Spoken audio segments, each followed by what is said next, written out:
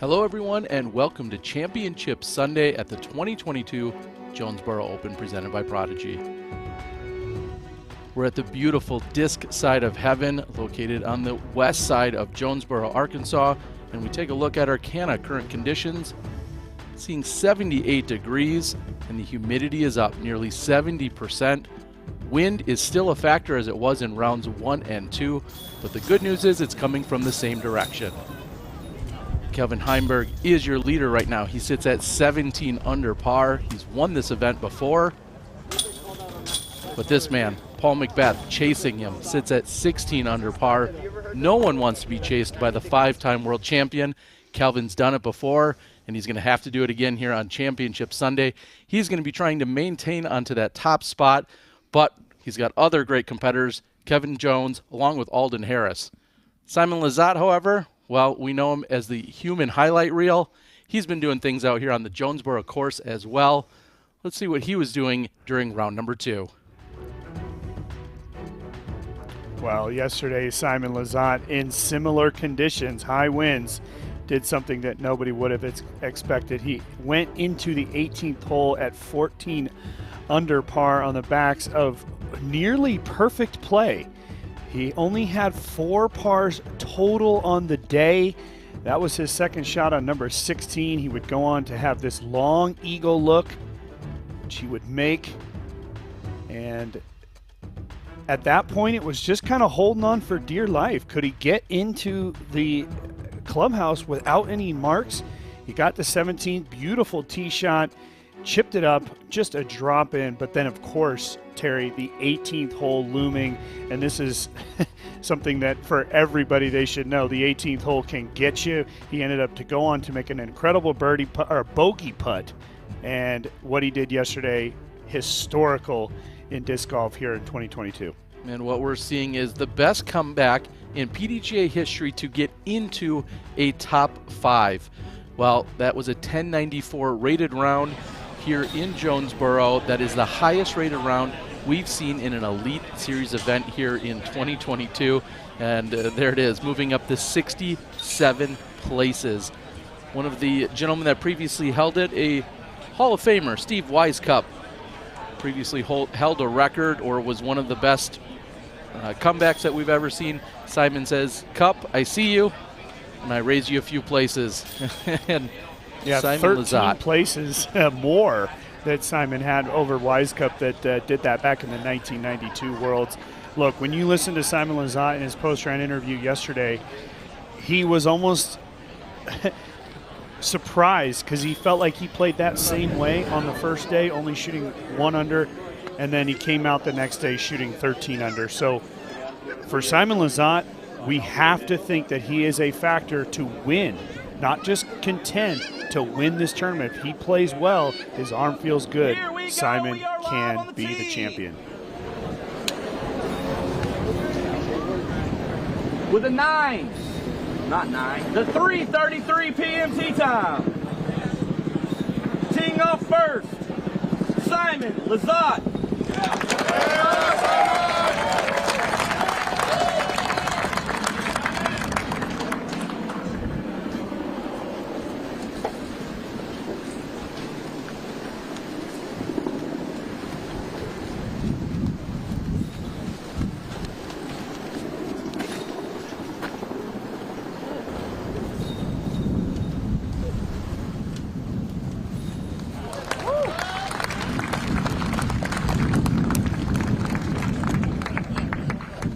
Second to tee, Knut Van Hollen.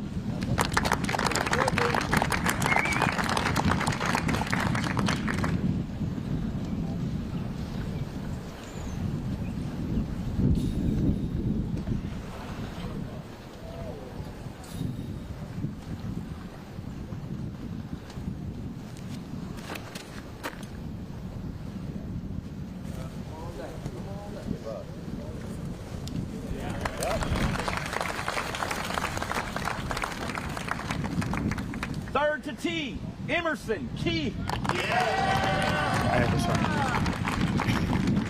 They were honest that whole time, and he never said, "I'm Terry. This is me." Yeah, I know. I thought about that. I was like, I didn't introduce us.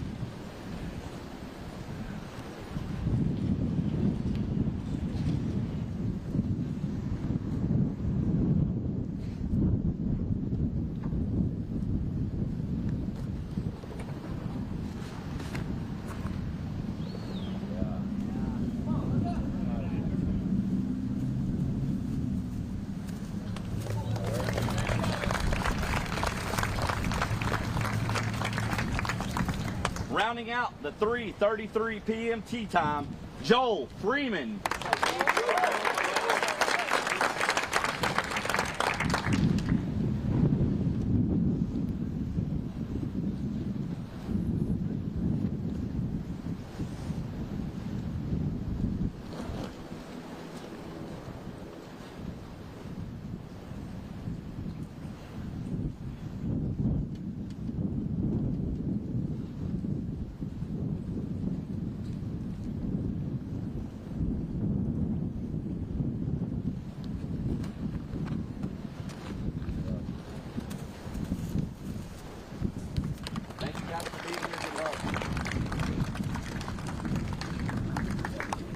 And your chase card is off, and thankfully we've got some eyes and ears on the ground.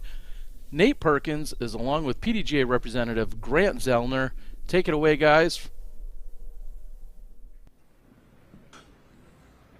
Good afternoon, and thank you for joining us for Championship Sunday here on the Disc Golf Network. I'm Nate Perkins, and I'm with PDGA's own Grant Zellner. And Grant, we've been walking the hills of the Disc Side of Heaven together all weekend. What are some of your takeaways from the event?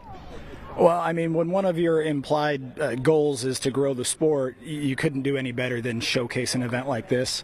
Obviously, all of us that play want to be like Mike, or in this case, like Paul or Calvin or Kevin, and you're getting to see that. But you're also seeing what a really sharply run, well-run event looks like. You're seeing everything from the course setup to how the players, just all of the amenities and things that are given to them. You're seeing how rules are dealt with. All of that comes together, and you see what an event is supposed to look like.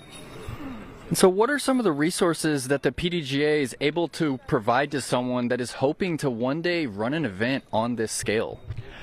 You know, I could point you to a number of pages at PDGA.com, but for starters, just the contact page alone, that'll get you in touch with the event support team that can help event runners with all kinds of questions and will answer directly. Members of the team will answer you directly. There's the rules committee if you've got rules questions. There's the course directory, all kinds of resources like that, all accessible just from the contact page alone at PDGA.com. Well, we want to thank the upwards of 1,000 spectators that are here in attendance and the thousands viewing at home. Grant, let's get back out there and watch some disc golf. Yeah, let's do it. And thank you so much. As we're hearing from Nate, we'll continue to check in with him on the ground. He's been giving us some great information throughout this entire weekend. This morning, we had to deal with a little bit of rain that just popped up right around the chase card and the lead card as they teed off, and then it went away, and then it came back, and constantly Nate was keeping us in the loop. He did warn us the winds are still up. They're here for round number 3 yet again.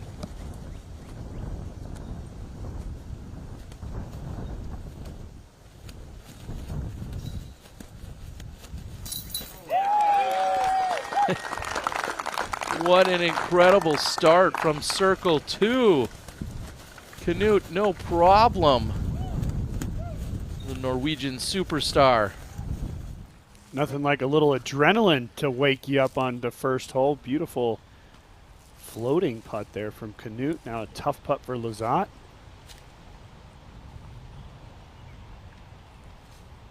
And Nate, you had said that Simon Lizotte had just 4 pars yesterday. 3 of those were in the first 4 holes. So he really turned things on. Off to a little bit of a slow start. Of course, blustery conditions. Nothing was feeling great out there at first for many of our players, but then turned it on for the remainder of his round. Today, starts out with a par.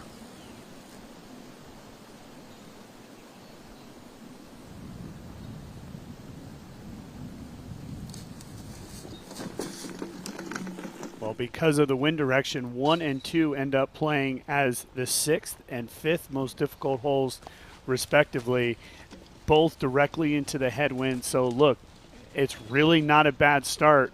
Par. Knut, what a putt. He's going to get himself a birdie and just that extra little boost as he gets going. I mean, Knut yesterday, he put on a tear of his own to get himself into this position. So good start for the man from Norway.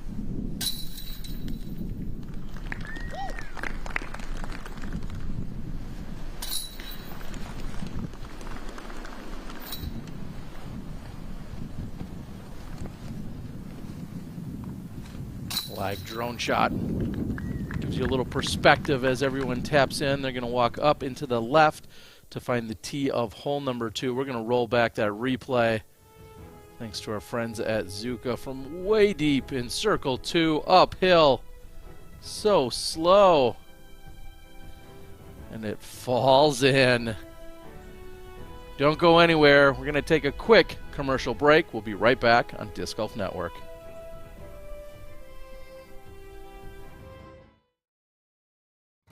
Some say we're hidden, unless you know where to look.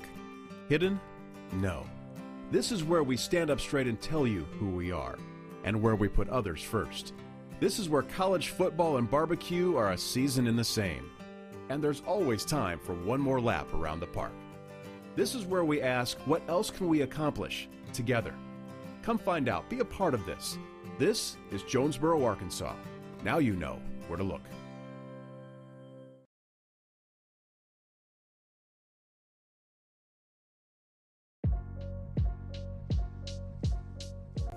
An important part of getting a PDGA membership is helping grow the game. Membership dollars are used to bolster competition of all levels, from local C-tiers to majors. Tools like Digital Scorecard and Tournament Manager help events run seamlessly. Your PDGA membership also gives you access to Disc Golf Network coverage for select events and a 50% discount to their full coverage package. Help grow the sport and get started today. Visit pdga.com/join.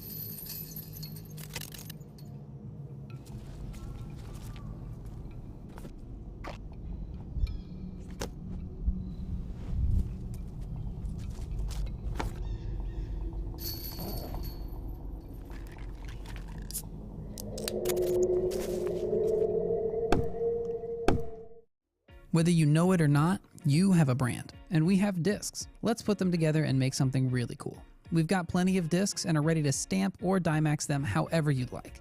Isn't it expensive? Well, guy who asks convenient questions, at Dynamic Discs you can see what's available and fill out the form to see what it'll cost you before you even order. Sometimes I fill it out just for fun, because you can watch the numbers go. Anyways, head to dynamicdiscs.com/custom to place your custom order and grow your brand, whatever that is.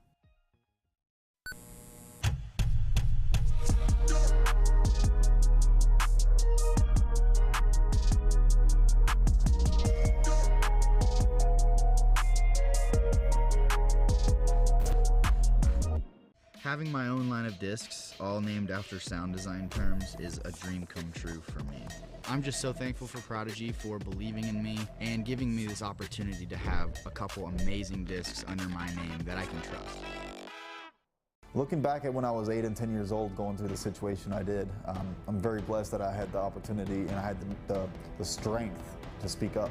I would never want any parent to have to go through what we did. And I think being active and body aware helped save my life. You can let fear overcome you, or you can do something about it. Speak up, speak up, speak up. Say what you need to say. If disc golf is your game, make Gotta Go, Gotta Throw your Disc Golf Warehouse.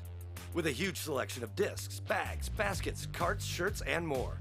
GottaGo.GottaThrow.com has all the tools to take your game to the next level. Shop online or our Golden Valley, Minnesota store. Free shipping with all online orders over $75. Online or in-store, get what you need for the game you love. GottaGo.GottaThrow.com, your disc golf warehouse. In the game since 1993. The Paul Macbeth Foundation tries to help grow disc golf in underserved areas. I was just a little bitty boy with hopes and dreams. Then those hopes they manifested to nobody. None of this, and I mean none of this, could be possible without just anyone that's believed in this foundation or who sees this for the first time and wants to help.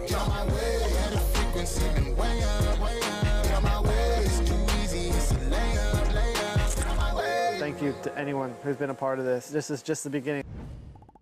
What do I love about disc golf? Same thing we all love. Sound of the chains. I love that you can play on a course or make up your own. My favorite thing about disc golf is challenging myself every time I step onto a court. What do I love disc golf? It gives me the chance to connect with an incredible community and throw some pretty amazing discs. Because after all, pig is love, pig is life. I love disc golf because you can be as creative as you want with this sport. The Jonesboro Open is presented by Prodigy. Unleash your potential.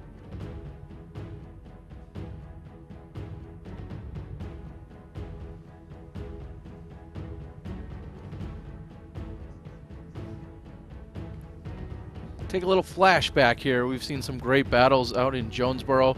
Paul Macbeth and Kelvin Heinberg in 2020 were neck and neck coming down the stretch, and Kelvin Heinberg would put that over to set himself up for the eagle. Paul Macbeth making the birdie putt here on 17. Heinberg's buried in there somewhere, and after a little dancing, that falls into the basket for the birdie. Kelvin Heinberg then moves over to hole 18, closes it out, and becomes your champion in the 2020 campaign. Good old Calvin Heinberg. One thing to remember that year in 2020, that was actually the weekend before the United States Disc Golf Championships. Calvin Heinberg would go on to finish in second behind Chris Dickerson, playing tremendous in the final round in adverse conditions. We talked about it yesterday. Calvin Heinberg seems to not really worry too much about the conditions. He just goes out and does what he does. Two previous champions of this tournament going head-to-head in the final round. And then, of course, the Arkansas boy, Kevin Jones. It's going to be a good one. Alden Harris played extremely well yesterday until the final hole. It's all good. It's all good across the board for everybody today. Championship Sunday, and the final group is about to go off. I don't think it's case sensitive. Jelly bean. Oh, yeah, you're right.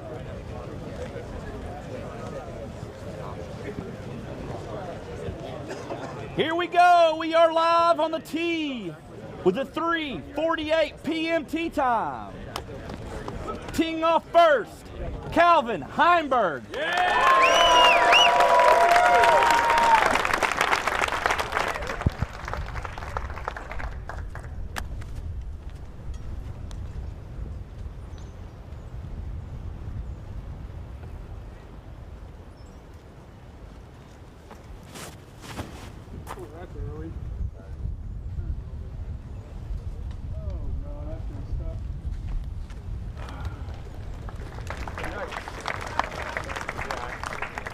Second to tee, Paul Macbeth.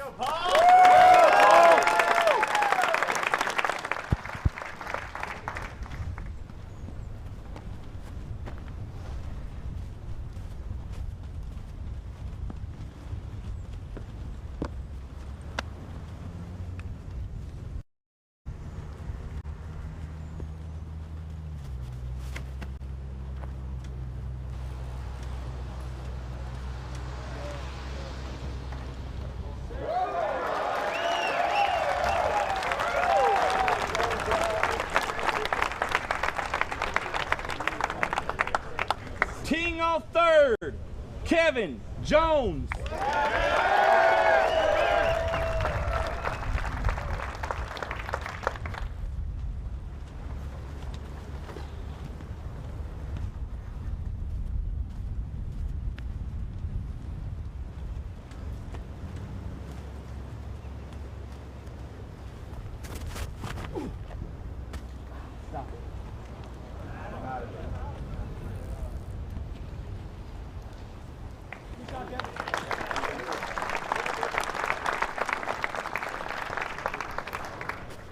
Rounding out the 348 lead card, Alden Harris.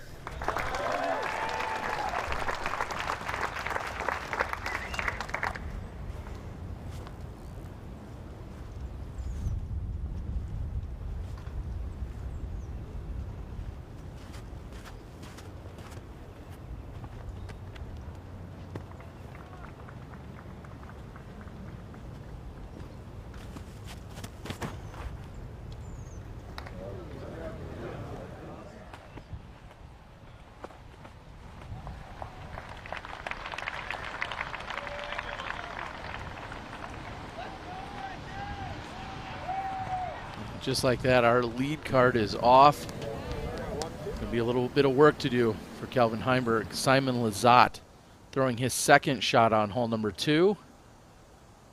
Today it looks like he's trying to pick up a birdie on his second hole. Actually, Terry, I believe that was his third. Either that or he smashed a 650-foot tee shot. It's possible. You're doubting it. All right. Here's the course close-up provided to us by UDisc, as it is the second highest-rated course in Kansas, and it's a par 64, just short of 10,000 feet. Of course, you can see the beautiful rolling hills along with the water carries that you have on 5, 6, and 16. Also, hole 16, your best scoring separator. Over 13,000 courses can be found on UDisc.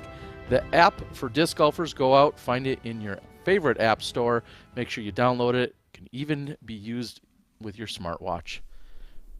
Big shout out and thanks to UDisc, who have really helped revolutionize not just live disc golf and what we're doing here on the broadcasting system, but for the way people want to find leagues, tournaments, courses, all of that thanks to UDisc. Emerson Keith on the green of 2. That was for birdie for Keith. Good solid start. Not such a solid start for Calvin Heinberg. As soon as he let go, you could hear him say, boy, that was early. He's well off the fairway here. Not an impossible up and down by any stretch of the imagination, but obviously not what he's looking to have on one. Crosswind. Okay, good effort there from Heinberg.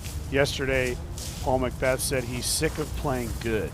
Well, on hole 1, he threw it inside circle 1. Only 6% of the field have taken birdie on 1. I think Paul Macbeth continues to play good. Hopefully he's not too sick of it.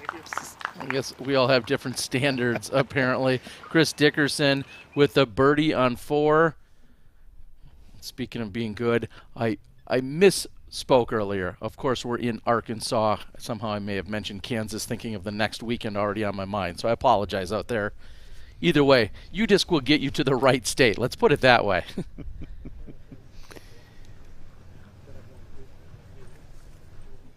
We all forgive you, except the people maybe from Arkansas. That's fair. Kevin Jones got pin high over here. It's a tough crosswind putt along a slope. It's hard to pick the exact angle he'll need.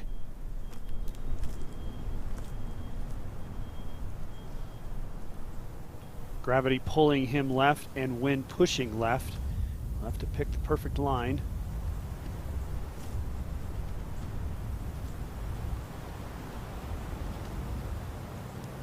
Last moment decision to go from straddle to staggered stance. Yeah, it finishes low left as expected. That's a tough putt.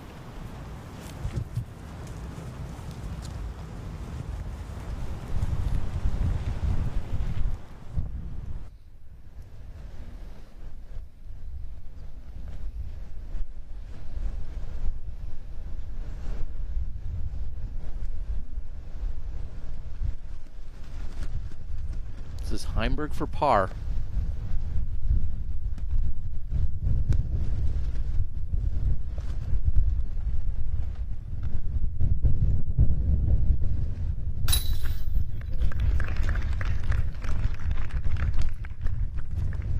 Solid putt from Heinberg. This putt from Macbeth to go into now a 3-way tie for the lead. Gannon Burr has made his way from the 3rd card to a tie for the lead. 4th card, and he is 4 under through 6 holes. So Gannon Burr playing well in the early part of this championship round.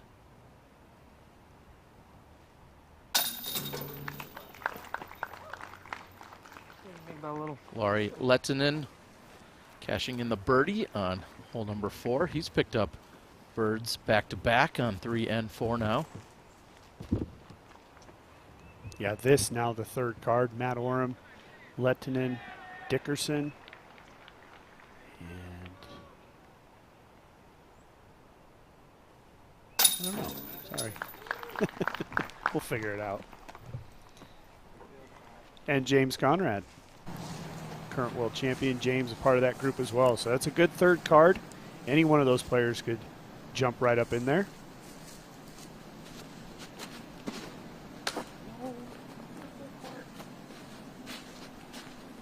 Wow, and a mistake you just don't see often on hole number 3. I've seen a lot of crazy throws, but to hit that right side tree, I don't know if I've ever seen anyone hit it over there before. So Simon Lizotte, we're early trouble here.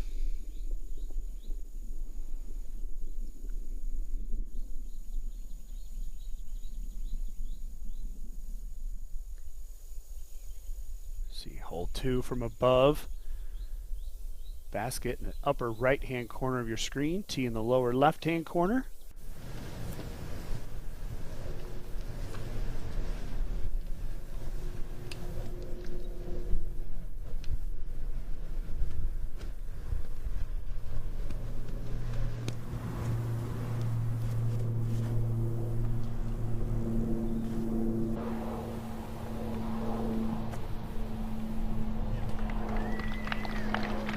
Low line drive with plenty of skip. That immediately makes me wonder, Perkins, you're out on the ground. We talked about it being very soft early in the weekend, then we saw a little bit more rain. What should players be expecting in terms of ground play? The ground is definitely dried up at this point in the weekend, and the greens are getting much faster.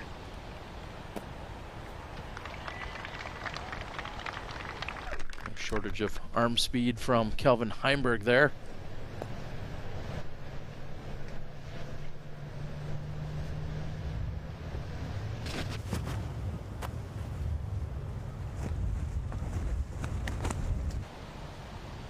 Look how much the wind is hanging that one out, not allowing it to come back. And Kevin Jones is going to be out of position with that drive. Yeah, that's Kevin trying to throw an understable disc, trying to gain as much distance up the fairway.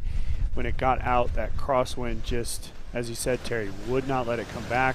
Not enough stability to handle the wind.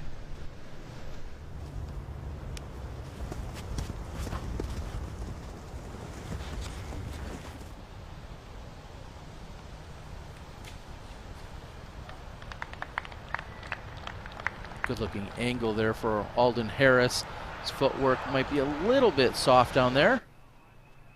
In the meantime, we're going to head over to the tee of 5. This is Chris Dickerson. Chris going for the green, going to need to get lucky. And he gets the flag, the green flag, which is really interesting to see. We'll get back to that in a moment. First, we've got Joel Freeman throwing his tee shot on 3.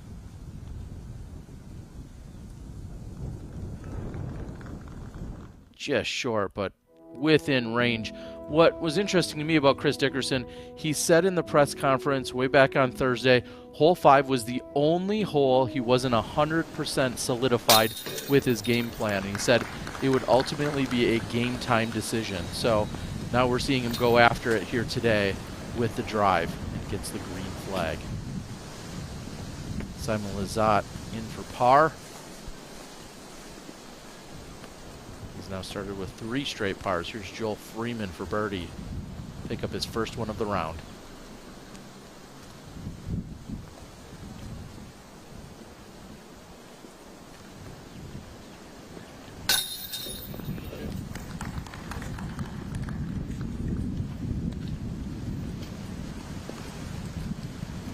Joel with the connection.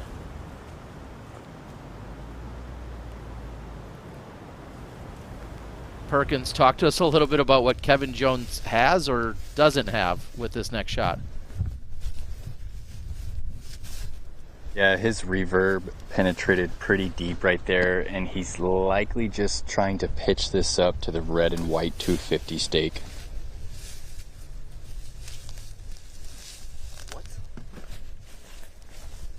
And you have eyes on that? We couldn't quite see where that one finished.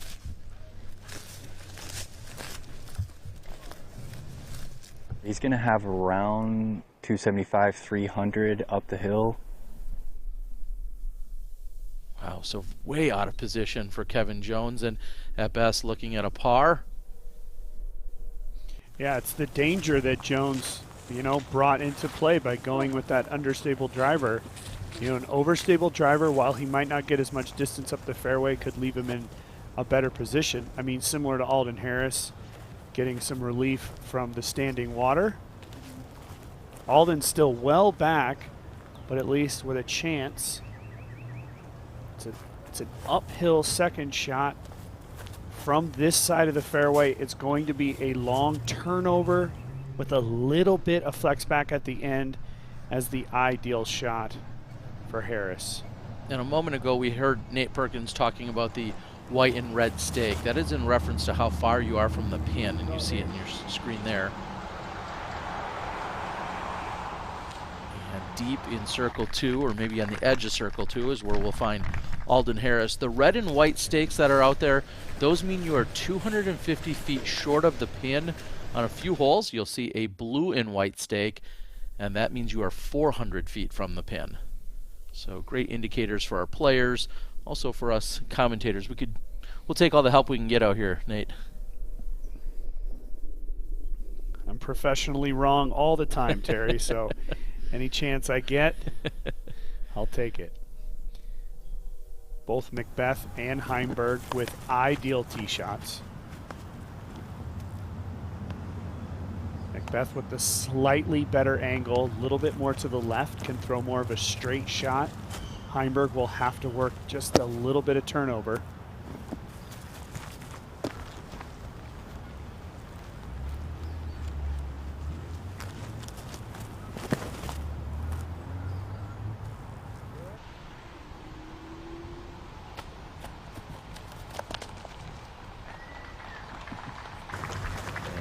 Macbeth finds himself inside the circle, looking at a birdie on hole number 2, trying to go back to open the round with birdies.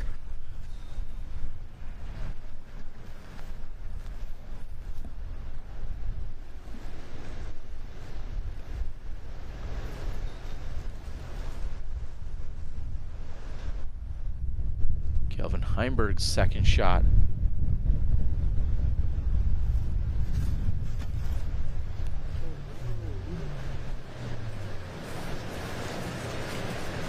A complete misfire there for Calvin. The shot would have been a high, slight turnover, and he basically just threw it straight. I think could just be a misfire, could have been the ground plays. Tough stance for him on that run up. And that's where we see the birdie attempt from Chris Dickerson on hole number 5. Kevin Jones now throwing his third. Only just a few feet ahead of Heinberg there. And just about circle's edge. Yeah, and that'll be the first big test for Kevin Jones in this championship round. And as the players are moving up the fairway, look at that great gallery. This course sets up so well for galleries. And here to put on a show, Simon Lizotte.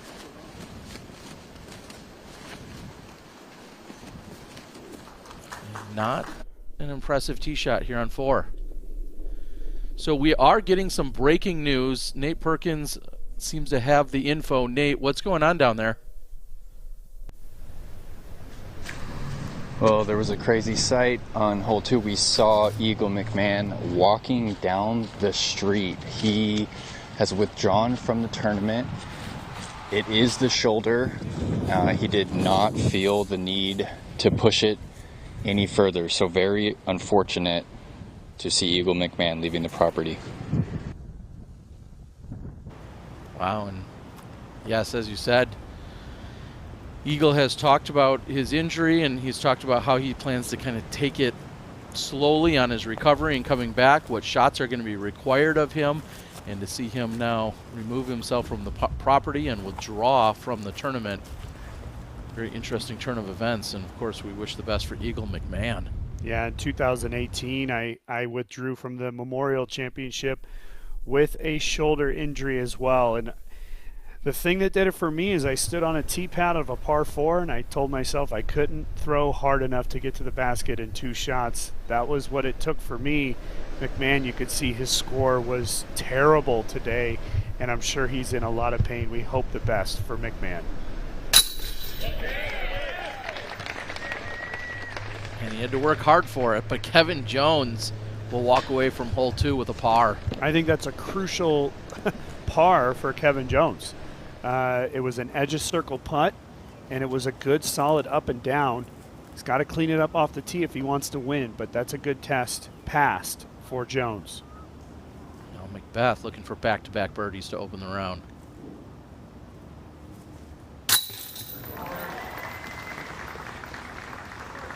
Looking sharp.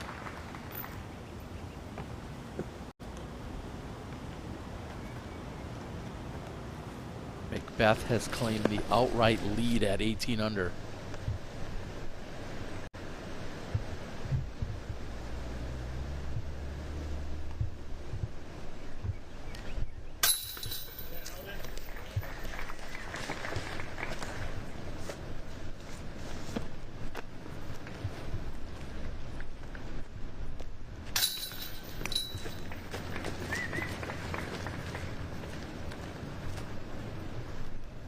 Kelvin a little dejected as he'll walk away with back-to-back pars on 1 and 2.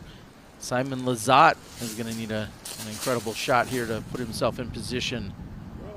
Trying to get the birdie on 4. Yeah, a really long shot with OB in play. That should be inbounds, but really not a chance for birdie. To Dickerson on 6. Hit the pole. Making quick work of the island green on hole number 6. We're going to now take a look at what it takes to be successful out here. These are, of course, Nate's keys presented by blackinkdisc.com, the premium disc golf store. What do you got here, Nate? Well, number 1, distance with drive placement. You saw it for Macbeth. Great shot there on 2. Circle 2 stats. You're going to have to make a distance putt on one of these holes, and we'll see what it takes there. And, of course, as you come into the stretch, the final 3 holes, so crucial to this championship. Paul Macbeth trying to open up the round with a turkey. I mean, this is drive distance with placement perfect. Hole 1, he's within 10 feet. Hole 2 plays it perfectly. And hole 3, within just a couple of feet. The pressure is now on Calvin Heinberg. He has to answer early in this round to not give Macbeth too much comfort.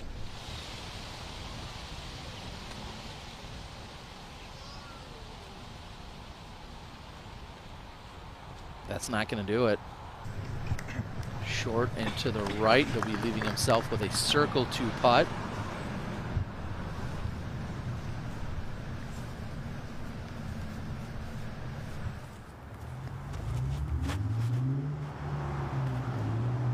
Kevin Jones looking to get something started that's going to need to hook up.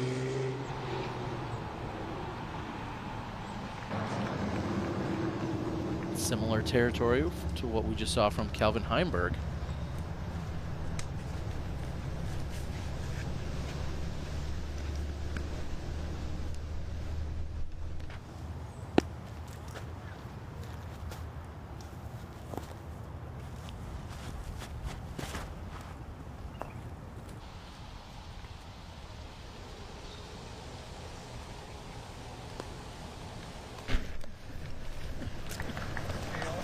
Alden not pleased with his effort. And a patented park job we're giving him this one. Paul Macbeth, hole number 3. A Sunstein moment. If you'd like to go out and trademark that or get a copyright, make sure you keep all of your intellectual property protected. Paul Macbeth getting it done here on hole number 3. Reach out to our friends over at Sunstein Law. They can help you with all of your patent, copyright, trademark needs. If you've got a logo or something you'd like to protect from your branding or with your branding, they're the people to help you out.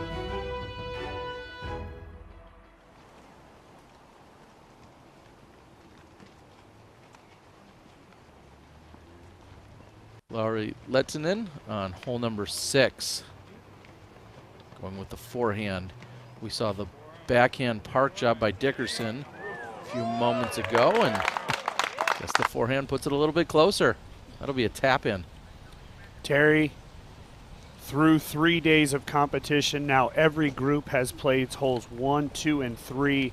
Not a single male competitor has started with 3 straight birdies. Paul Macbeth, the only person to get 3 straight birdies to start his round. Not a comforting thing for the rest of the group and the tournament. Macbeth looking very strong.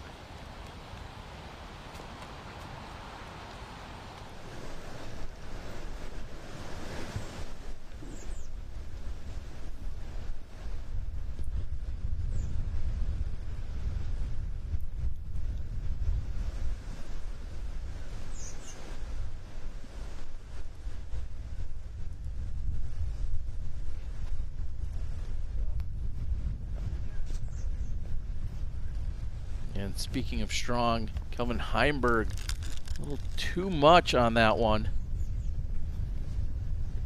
Up and over the basket, giving it a bid. But just like that, Kelvin, who had the 1-stroke lead, will now have a 2-stroke deficit when they walk away from hole number 3.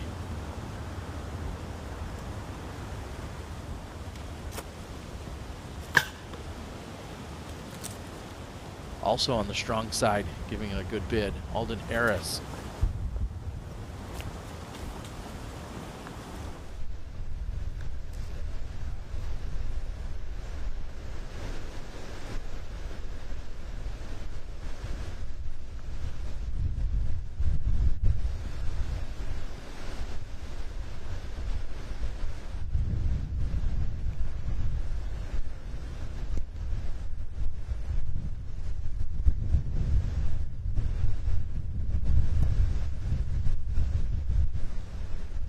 Direct headwind putt. Going with the straddle putt. Kevin Jones for birdie.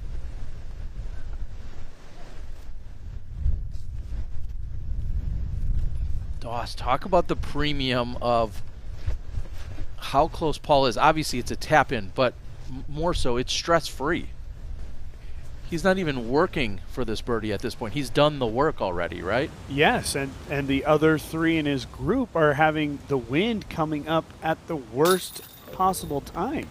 I mean, all of this is in Macbeth's favor. He's just standing back and watching all this as a competitor that is just building the confidence level of Macbeth. Jones now switches to the staggered stance and stares it down.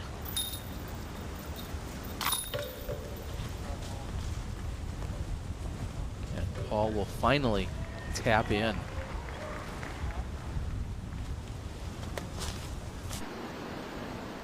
I'd be sick of playing good too for him.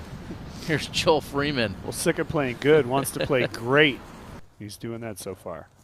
And that is his second shot on hole 4. A little bit deep of the pin, but very makeable comeback putt for birdie. At the moment, only Gannon Burr has been able to keep sort of quote-unquote pace with Macbeth, but Burr 3 groups ahead of Macbeth. Burr would have to go low. He would have to be 2 to 3 shots ahead of Macbeth when he comes into the clubhouse. Not impossible, but Burr playing well in the early part. Almost halfway through. And also we're seeing Thomas Gilbert off to a pretty good start as well, bringing himself even more into the consideration and contention here on Championship Sunday. And Lettinen with a solid second shot, setting himself up for a birdie over there on hole number 7. Yes, Paul is starting out hot, but he's going to need to maintain that, because what we're seeing is a lot of other guys came out to play today. This is far from over. There's no one that can be comfortable here, because as we're just talking about it, we see guys on the 2nd, 3rd, 4th card that if they continue to play incredible golf, they're in the conversation, and that's going to continue to apply pressure for someone like Macbeth or Heinberg or whomever that might be on that final card, they're going to have to close out strong as well.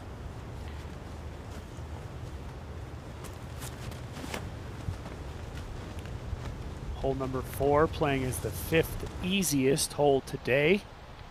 43% of the field taking birdie. Macbeth, that's a fantastic shot. Should give himself a good opportunity. Remember, round number 1, Macbeth went back-to-back double bogeys on 5 and 6. Those 2 holes so crucial for this championship run for Macbeth. Even if he just gets through them even, he would be doing a favor for himself. Here's Heinberg. He needs to get something going here. And that's very similar to what we saw from Simon Lizotte, except for he's going to get a lot more ground play on it. But that looked low and left coming out of his hand. Calvin has not looked good off the tee. Just needs a deep breath right there. Just let it flow. It's just a little bit tense. For the 3rd day in a row, we're seeing Kevin Jones play the big flex shot.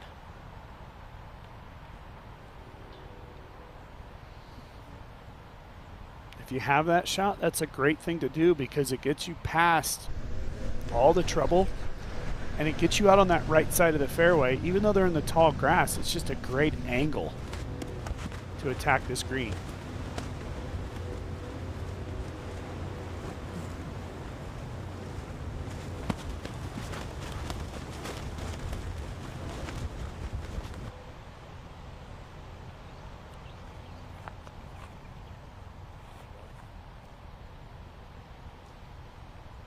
Alden was briefly holding his breath as that was starting to hook up and head into the OB area, but he went past the OB area, which is a little clump of tree, a little island of trees, and then went into the long grass where he's perfectly safe. Here's Joel Freeman after the layup drive on 5, just pitching over, and that should be a par for Joel Freeman.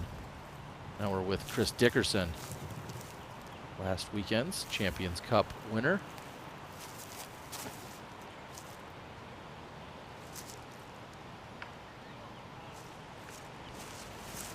Seven's second shot here sets up so well for the forehand play.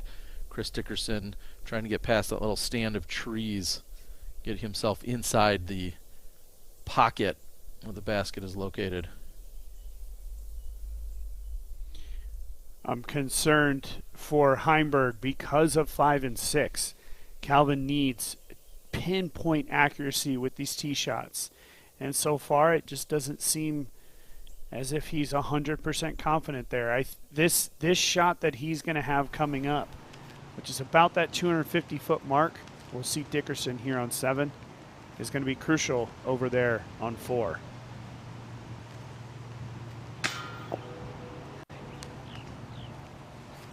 That one's going to sting a little bit because hole 7 is typically one of your easier holes relative to par. So Dickerson is going to walk away with the field likely picking up a stroke on him there. Here's Calvin Heinberg's second shot.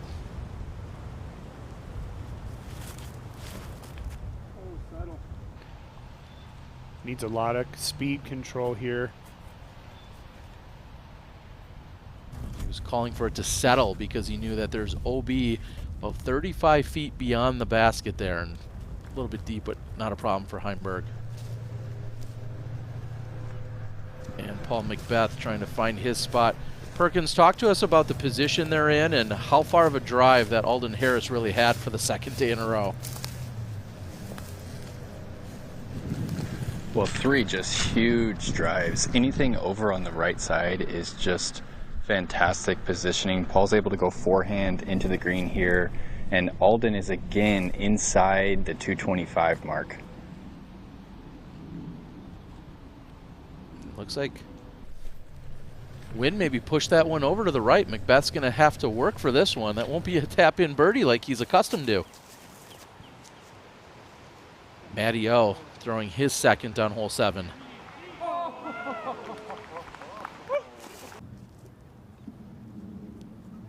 He's playing a little catch with the basket there. Alden closest to the pin.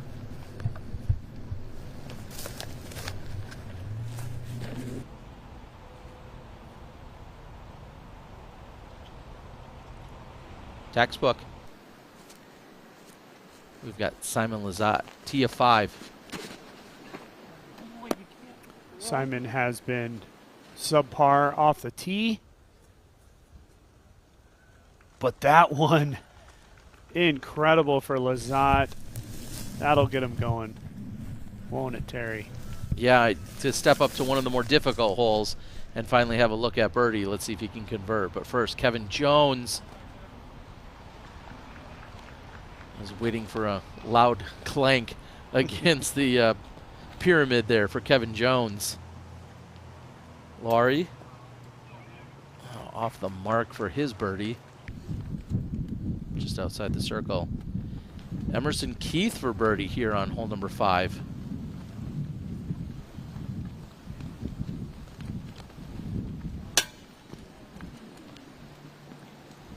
And when you put out a drive that's inside the circle on 5, to walk away with the par, you're not giving any strokes by any means to the rest of the field, but you're certainly disappointed because that drive is so daunting. So once you've nailed the drive, you really have to convert on the putt. So Macbeth with that high flare sidearm. Still a lot left. Not an easy putt. Uphill to an elevated basket.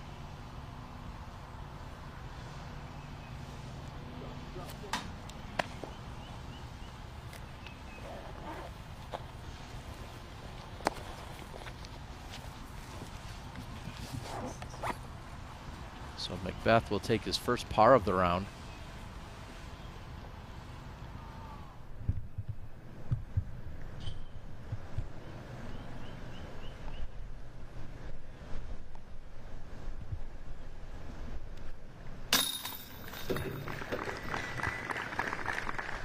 And conversely, Alden Harris will take his first birdie of the round. He's at all pars. Now gets hole number 4.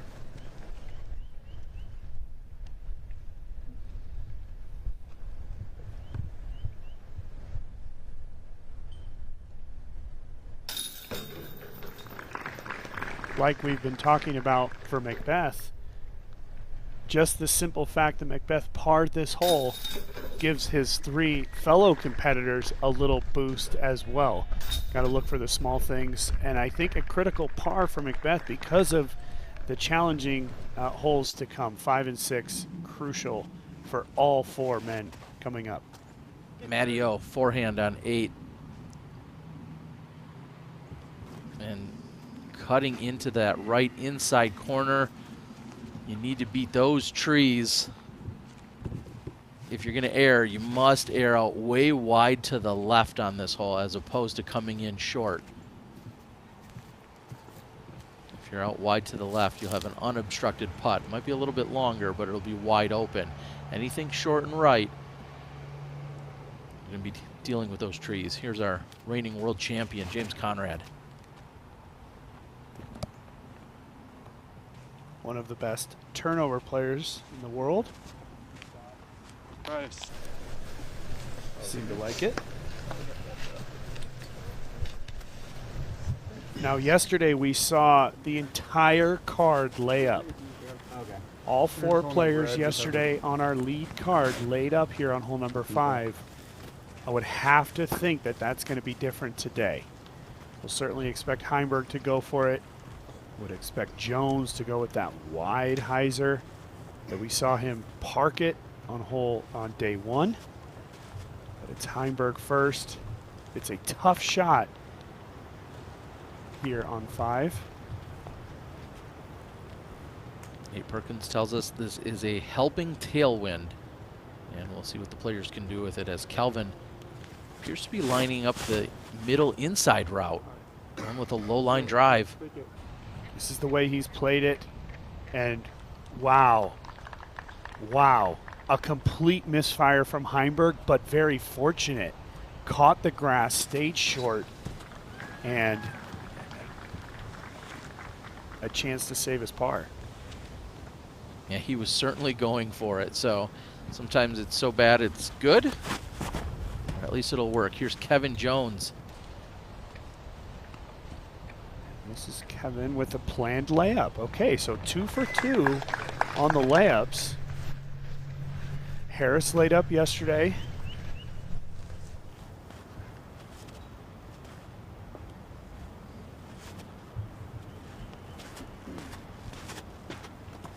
Looks like he's lining that up again.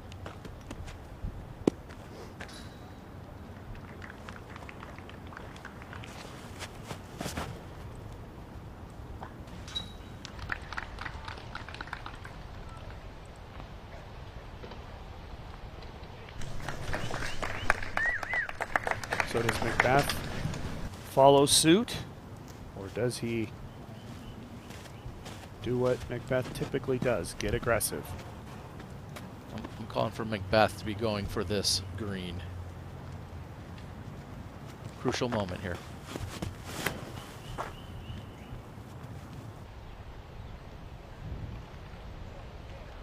And this is going to be hunting at the basket.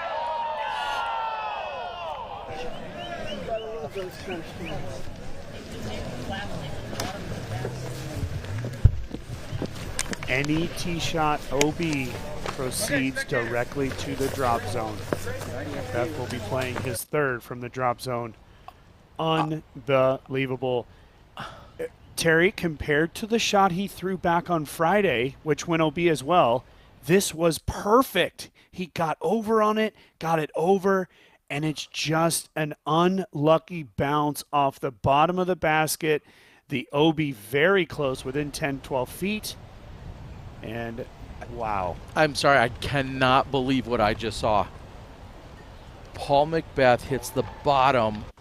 It gets on edge and rolls perfectly backwards or sideways into the OB. And what a punitive punishment. Oh my goodness, but Matty O, after clipping the branch, falling down, Matty O hits the uphill putt from circle 2. He's 4 under for today's round. Here's Simon Lizotte. This is the tee of 6.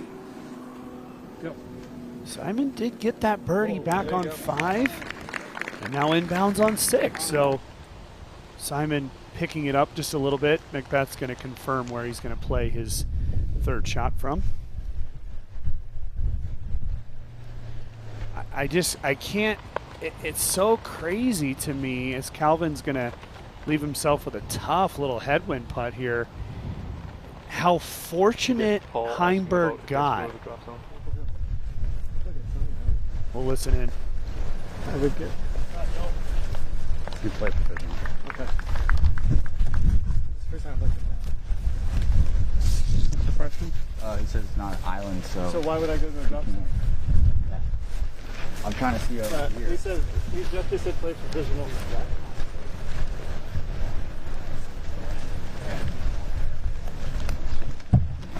Alright. I'm provisional. That makes sense though, right? First time I've looked at it.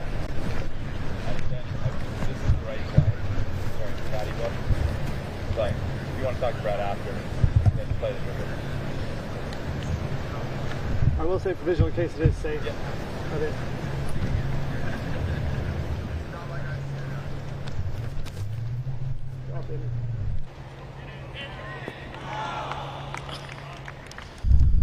And Macbeth with the long jumper from the drop zone nearly puts it in. You, Kevin? And you heard him call a provisional. Nate, you have the caddy book up in front of us. Doss, what is exactly does it say here on 5? Yeah, any tee shot that lands OB, regardless of where it lands OB, does proceed directly to the drop zone. Honestly, there would be no drop zone on this hole without that rule. There's just out of bounds. So he's going to play provisional, which is totally fine and within the rules. He'll ask the tournament director. Hopefully we'll find that out before we get to the 18th green. I think very crucial.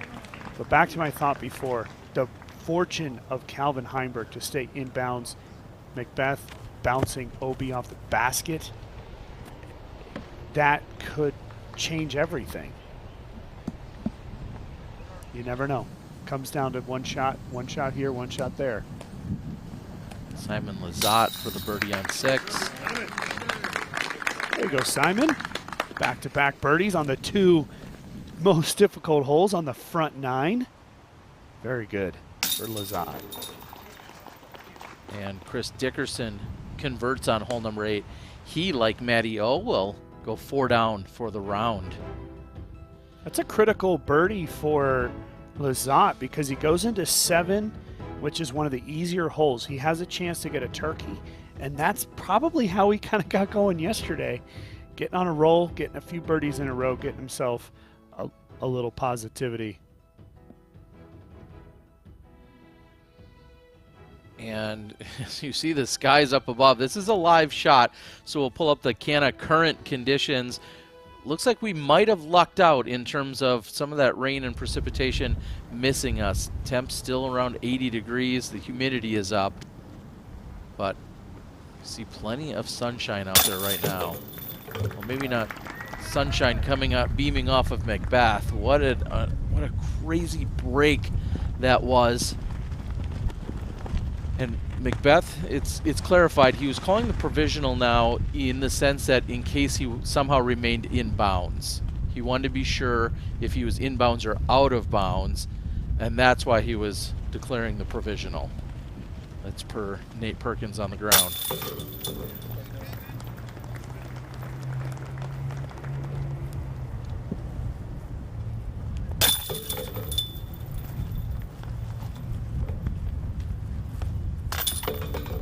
Upon walking up and realizing that it's for sure out of bounds, he will now take the 4 and move on. We're going to now take a look at hole number 6. Yeah, hole number 6 and a water shot, 315 feet. On paper, it looks pretty easy, but in reality, you have to get over the water. The only thing in bounds here on hole number 6 is the island. Any shot that does not land in bounds does proceed directly to the drop zone. We saw it with Gannon Bird yesterday. Really nice green here for our players. They can keep it low. The slope of the green does help the players a lot because there's not a lot of skipping that happens, and if it does, it's very minimal. So all the players, whether it's backhand or forehand, like to keep it low, sort of drive it into that hillside. And as you've said many times, Terry, if you get on this green, it most likely leads to a birdie. It's one of those holes where it's birdie, bogey for the most of the field, and the numbers prove that. 57% birdies versus 28% bogeys. And with all of what's unfolded on hole number 5, if you take a look at the leaderboard there, Gannon Burr is currently your outright leader. He's at 19 under. He ended up birdieing hole number 6. The one that you're seeing right here, but Gannon Burr, 6 under for the round, sits at 19 under, and he's your outright leader. What a turn of events.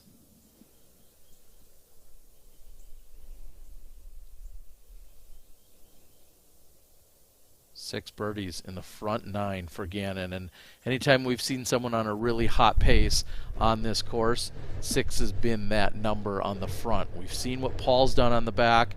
We've seen what many others have done on the back, picking up an eagle on 16 potentially, but great start for Gannon Burr. Here's Calvin Heinberg on the tee of 6. And lots of air bounces, but oh my goodness, that push down.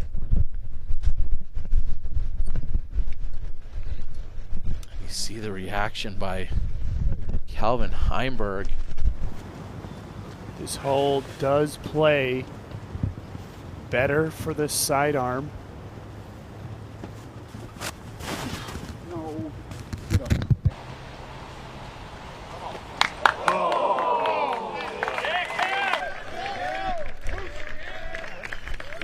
Fair to say I don't think Kevin liked it at first. I think he was just worried it was a little too low, and he actually got a lift compared to what we saw for Calvin. That's a little unlucky for Calvin, dropping that hard and going OB.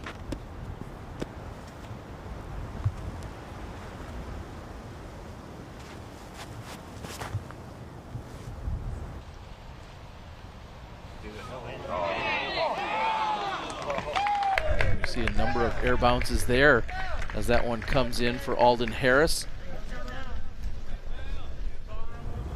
Perkins clarifying that Calvin was throwing a mid-range for his shot with the backhand. Here's Macbeth. That's wide left. There's no chance, Terry.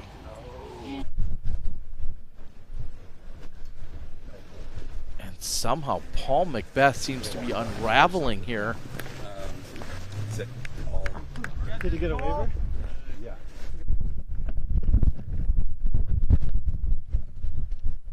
And we take another look at it, and he's disgusted with it right out of his hands.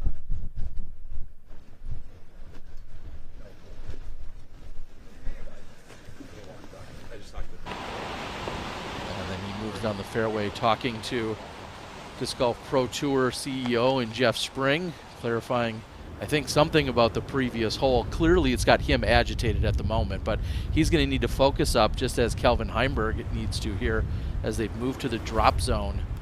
They need to both walk away with at least, or at, I should say at best, the bogey.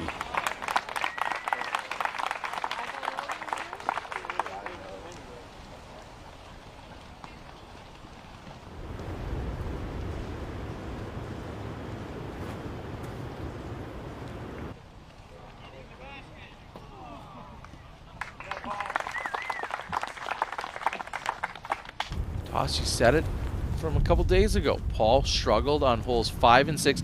Today, unfortunate break. I don't think there's any other way to word it on 5. But here on 6, it seems as if just a little bit distracted here mentally from what had happened on 5. But now we have Simon Lizotte, forehand on 7. And that should lead to a drop-in birdie for the German. And 3 in a row for Simon. A lot going on that lead card right now. Chances for guys like Matt Oram to keep moving up the leaderboard. That could be good. See how that one turned out. Yeah, it's, you know, look, it was a bit of unfortunate for Macbeth on 5. It was a great shot. But he's letting the rules sort of even affect him mentally as well. He's having to have these conversations and things like that. Yeah, I think at this point you just have to put these 2 holes behind you. He was able to do that in round number 1 and still come up with a pretty good score. He's going to need to do that today. Again, it's nice because you go into hole number 7, which is a very gettable birdie. This is a tough putt for Harris. The wind coming up right as he's stepping to his shot.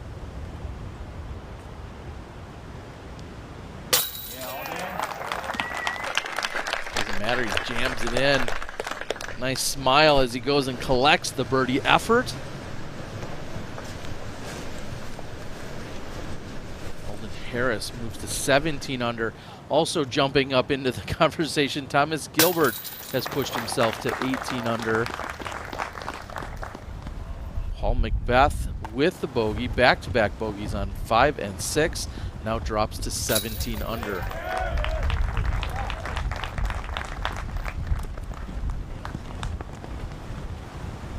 Kevin Jones moves to 17 under.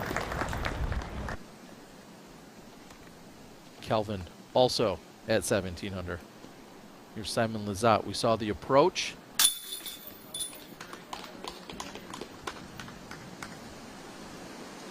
You said it, Nate. 3 in a row. Yeah, into a tie for 3rd. Terry, there's 8 players at 17 under. That's a tie for 3rd place. What one of, or 2 or 3 of those 8 will come out of it and put themselves in a great position? This is the leader of the tournament, Gannon Burnell, over Thomas Gilbert, who's in 2 groups ahead of him. Gilbert all the way up on the 14th right now. This tournament is spread over 7 holes. Wow. There's the tee pad, the newly constructed tee pad here on number 7, changing the angle of the tee shot a little bit. And we see dark clouds and dark skies kind of looming as we're here at our Diameter Apparel and VII sponsored hole number 7. So Perkins, do you feel like something's going to actually hit you guys? Or is anybody worried about the weather? Which direction is it coming from, and is it going to impact play for us? Well, I was walking with Jeff Spring, who had his phone open, checking the lightning, and lightning struck actually 14 miles away, and their current policy is 12 miles. So still keeping a close eye on that as we move into the 7th here. Okay. Let's hope we can, first of all, we're concerned about safety first above all for our players. Well, let's hope that play can continue, ideally uninterrupted.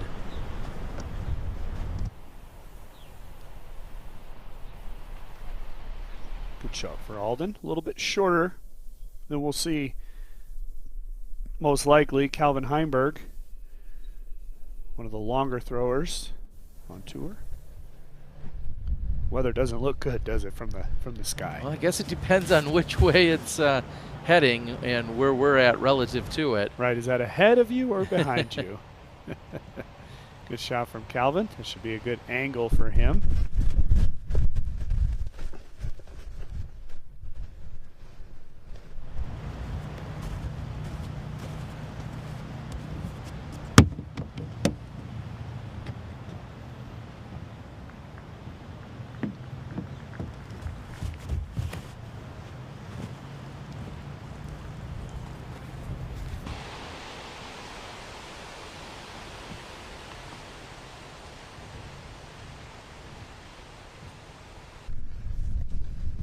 Work for Paul Macbeth. He's going to have to collect his thoughts, his composure, move up on hole number 7, and hole 7's one that you have to go out and get, playing as the 16th most difficult. Certainly a must-get birdie, and Matty O's on 10. Yeah, Orem is in that big tie that we were talking about, tied for 3rd. There's Burr, the leader, and he cashes it. Good putt for Gannon Burr from outside circle 1, extending his lead to now 2, again over Gilbert.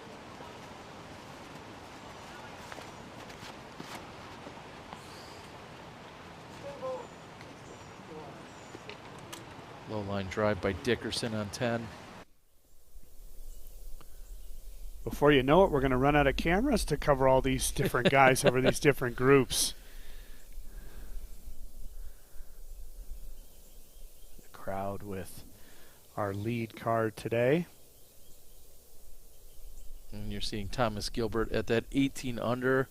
He has 8 birdies on the day.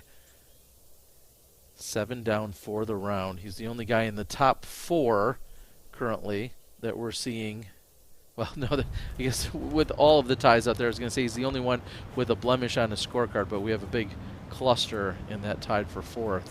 Well, and Ford playing alongside Burr is just 1 shot back of Gannon. Mason and Gannon are playing together, and he's at 6 down versus the 7 down from Burr. Here's the second shot. Okay, just getting caught up there. That'll be a tricky putt for birdie from Harris.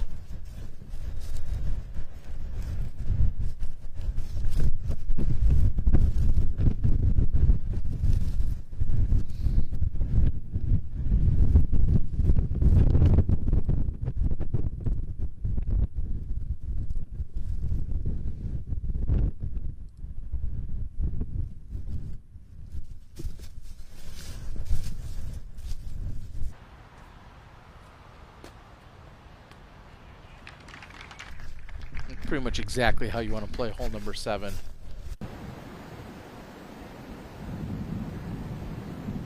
Joel Freeman on 8. It's a good birdie there on 8 for Freeman. He jumps into that tie at 17. Taking advantage of the speedier conditions here on day 3. Nice skip there was a little bit low. Day one, that probably would have got caught up. The drying conditions allowing for skipping.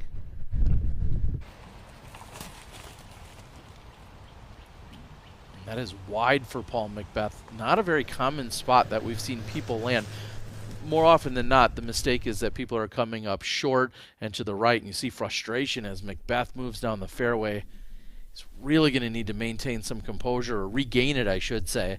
Feels like he is on full tilt at the moment.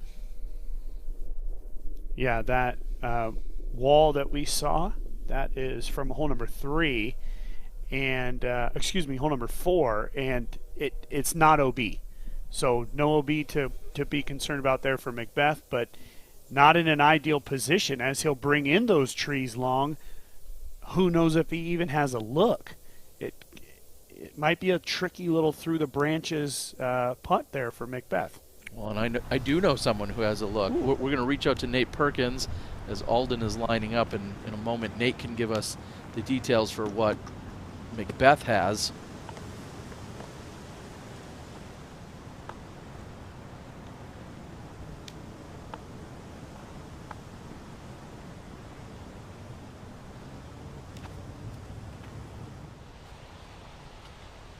Bid there by Alden and Perkins. Does Paul have much of a shot from where he's at, and what's the distance? Yeah, he definitely has a shot. He got pretty fortunate to have the clean window. He's at about 45 feet with a left to right wind here.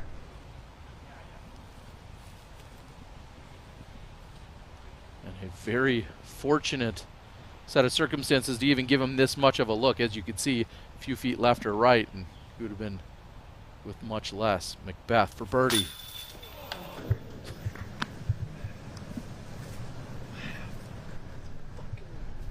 That didn't stay in?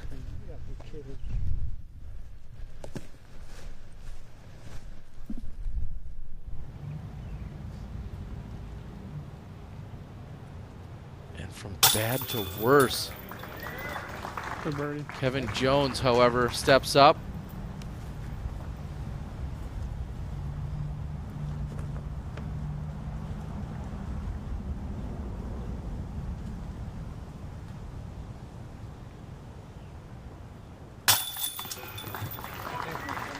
Calvin Heinberg is going to take advantage, putting in for birdie here on hole number 7.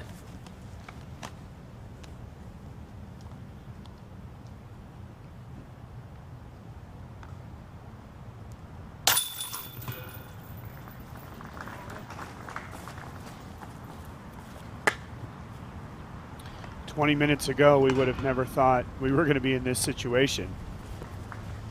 Let's take another look at this putt for Macbeth. He thought it was in. I mean, he was walking away. It certainly looked good. Let's see what happened here. Just getting a little high left and finding its way somehow through the back of the chains for Macbeth. You could just see him say, wow, thought it was a good one.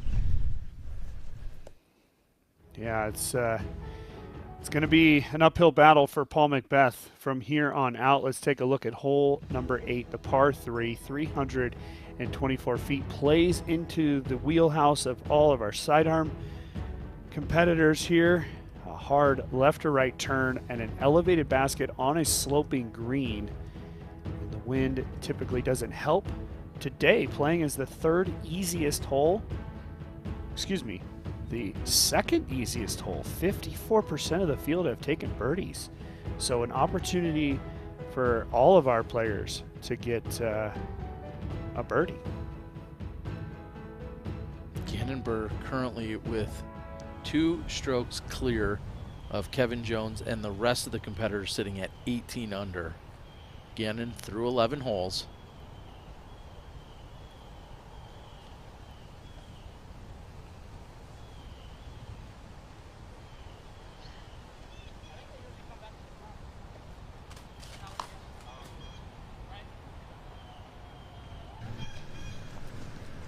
Good kick out there. We'll have a look. And I hate to sound like a broken record, but that's the one mistake you cannot make on hole 8. You cannot be short and right because you're going to be dealing with the trees. He happened to get a good kick, but you have to go long, if anywhere, on this hole. Not short right. Inside, we hear it. It's a mentality thing, Terry. The pin is so tucked up to the right that the players have to ride a razor's edge to get the park job. Yeah, it's easy to put it 30 left down below the pin, but these guys want to be inside that circle, and I think that's why that corner comes into play a lot of the times. But you're right, it is an errant shot and can lead to tricky second shots.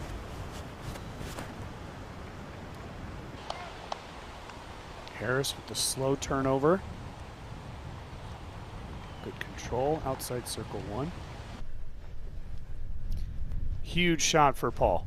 I mean, just monumental for his attempt to win here in Jonesboro today.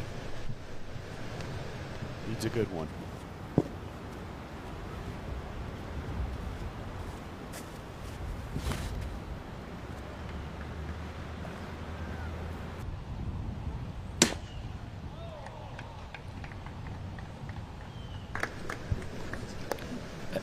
I guess we'll have to ask Perkins, what was the reaction off of what I believe was the basket there, Nate? Or the pyramid? That was the pyramid, Terry, and it just sat right next to it. He's got to tap in. Perfect. Okay. And we're watching Gannon Burr on hole number 12. Nice shot from Burr. I've seen it so many times from Paul where he's able to use the fire, that frustration. And that shot is a perfect example of that. What a pinpoint tee shot for Macbeth. Fortunate to stay close off the pyramid. The drop in birdie. Now Mason Ford.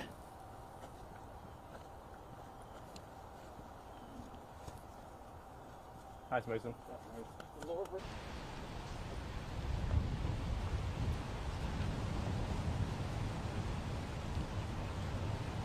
It was great to see the way that Macbeth played that shot so high and right on that perfect line, able to get it right around that corner.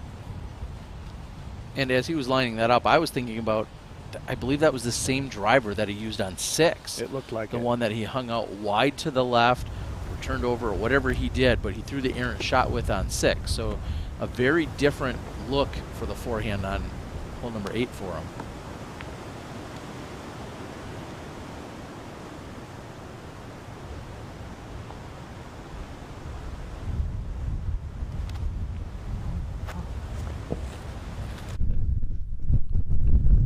Alden looks perplexed, continues to look up as if the wind didn't do exactly as he expected. Kevin Jones now from just inside the circle. He's got a straddle stance.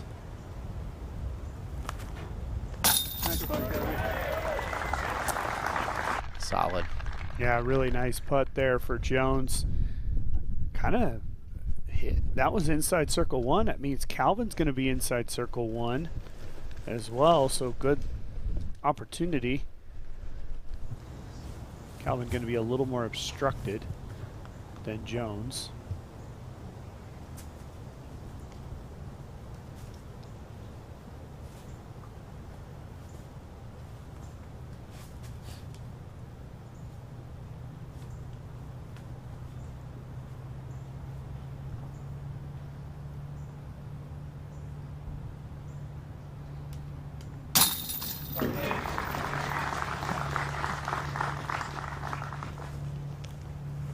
And even though Kelvin's drive was inside, still able to walk away with the birdie. Alden Harris looking like the only par here of this lead card on hole 8, assuming he converts on this putt.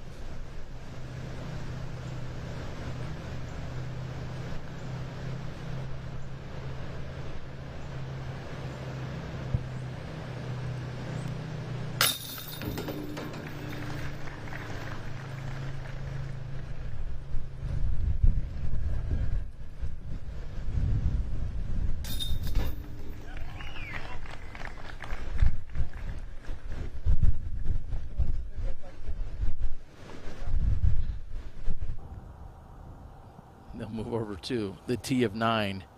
We've got Gannon Burr throwing his second shot blind to the green of hole number 12.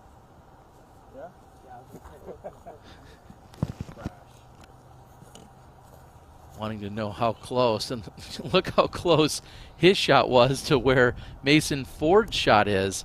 Almost looks like they're playing best shot doubles here. It did. It looked almost like Burr was playing from behind Ford's disc. Ford, similar shot. Completely blind to our players. And not a big gallery along with them yet to feed off of. Yeah. Way to go, Matt. Matty O from just a step inside the circle. It's going to be a birdie on hole number 11. Here's Simon Lizotte. And that is for birdie on 9.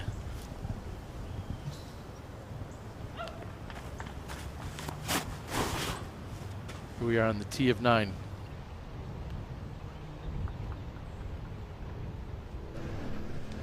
Jones has been consistently using that sidearm just to get out of the gap. Calvin's going to go for the big one. Yesterday, Calvin got all the way to the next stand of trees, which we've rarely seen players get to.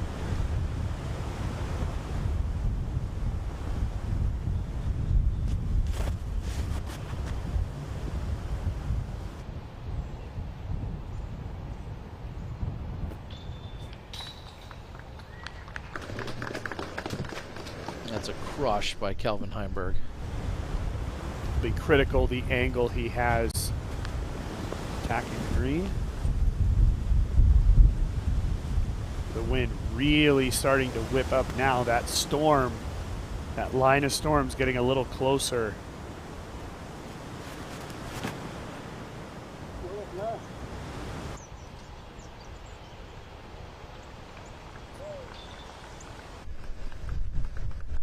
Somewhere between Kevin Jones and Calvin Heinberg is where Paul Macbeth will throw his second shot from.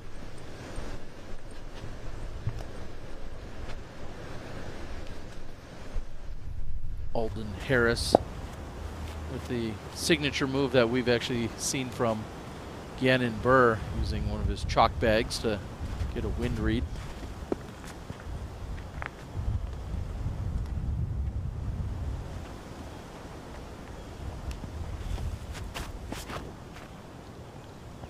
Could use that or any one of the dozen flags within about 20 feet of the tee. Solid shot from all 4 competitors. It'll all depend on the angle here on number 9 if they're going to attack this green. And here's Mason Ford on the green of 12.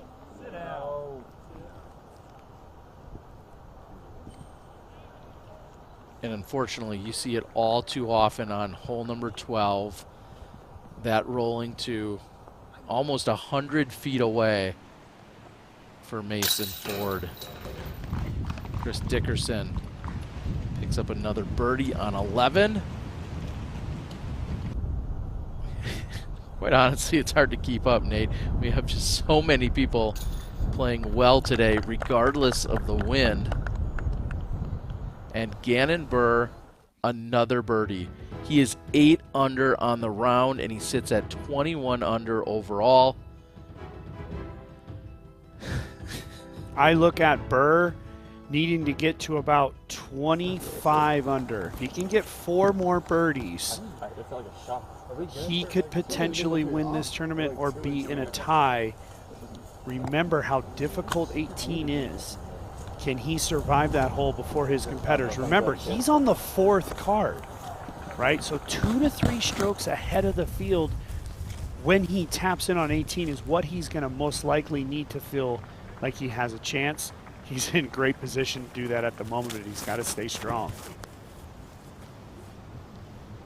Kevin Jones second on 9. And on the backside, you might be able to see the basket, but not a very common spot that we see our competitors putting from over there. Simon Lizotte up ahead on 10. Got to get over that log and push back. Oh, and he just catches a corner tree. Ooh, that's going to be a tricky putt. A lot of danger behind. And this is a perfect example of what I'm talking about. The pin for the players is essentially straight away, but they're forced to go with this big hyzer around to the right of the trees, and then there's a big corner tree up by the basket that they got to try to just slide in front of. But that's all easy to say. You have a sloping away from you green that's very quick.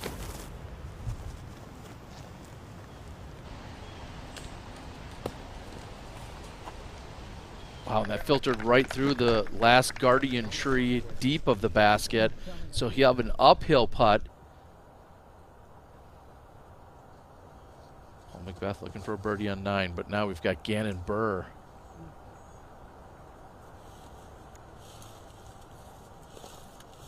And tough to determine because that is a blind shot for Gannon. Well, maybe not with his height. He's a pretty tall guy.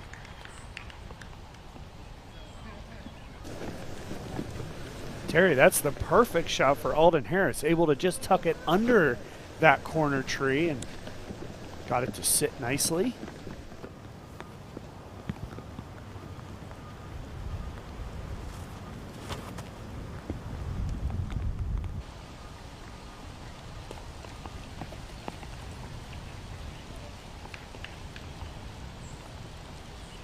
Nice shot there for Heinberg, using angle to his advantage as well. Over to Dickerson. 12. I feel like that's one of the biggest run-ups I've ever seen by Chris Dickerson, trying to get a full flex out of this.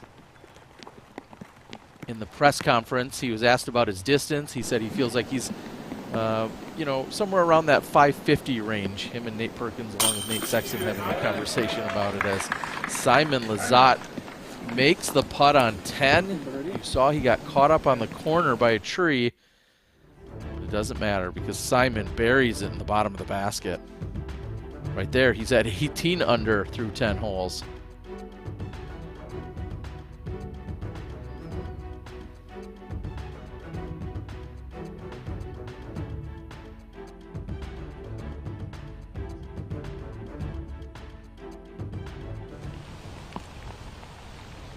And as Kevin Jones is trying to get into his lie, if Nate Perkins, if you're still out there and around, does he have any look at this?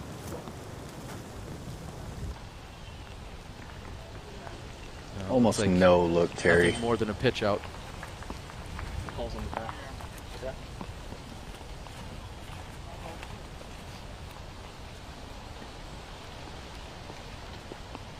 Nate, set up Paul Macbeth's putt for us. How deep did he go? He looks a little frustrated yet again. Yeah, I've never actually seen him in this mindset before. He got a little unlucky to kick. He's just outside the circle. He's putting uphill with the headwind as well. Tough putt for Paul. Here's Macbeth for birdie to move to 19 under and head into the back 9.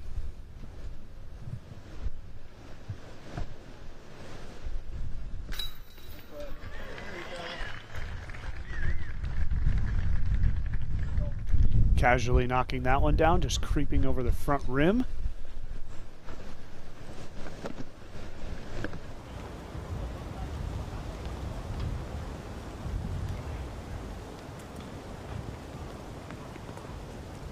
Heinberg to answer. He's trying to move to 20 under before heading into the back 9.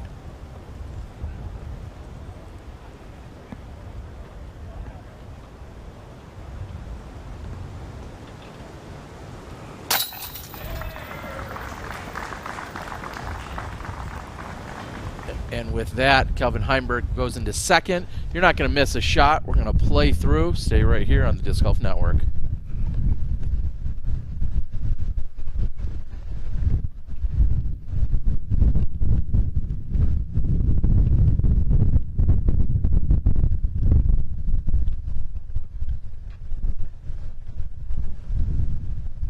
recommend the Envy to every single person that plays disc golf. This is such a good throwing putter. If you don't have an Envy in your bag, I don't know what you're doing. The Envy is one of the most pure, straight flying putters. Comes out clean, can handle power, it can handle touch. It's just very versatile. It holds any line that you're really putting it on. It's so good. So good! It's so good.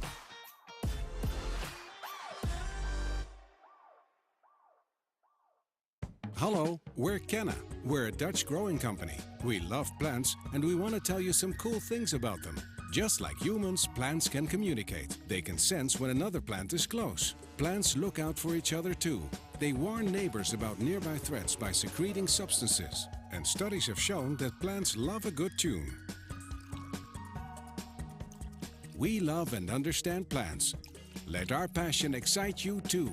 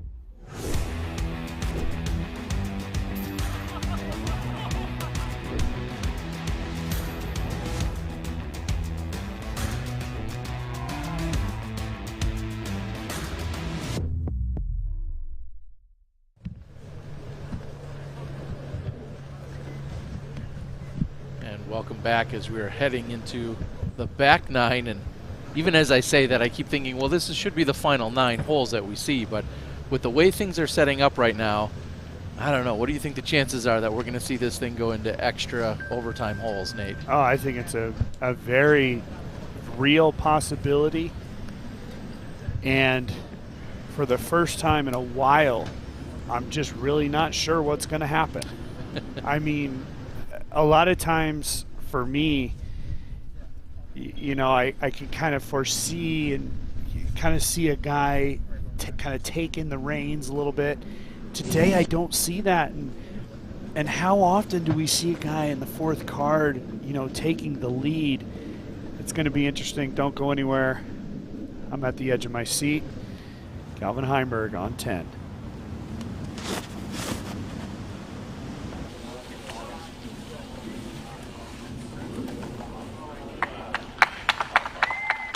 Just outside of the bullseye for Calvin Heinberg. That's going to be a tap-in birdie on 10. 10, a tricky backhand shot. It's a long, slight turnover. If the players can ride that left side, just carrying past the log that comes out, that's exactly what Heinberg was able to do, and it's a tricky green as it slopes away from the players.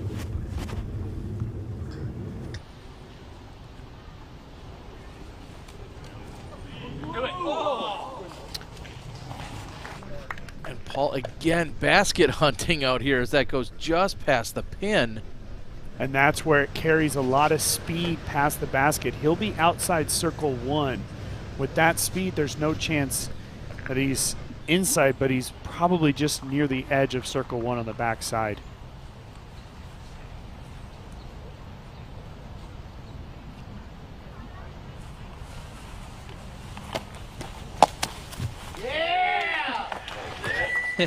And that is a pro move. The bank shot off of the tree that then rolls around closer to the pin. That is a very fortunate break for Kevin Jones.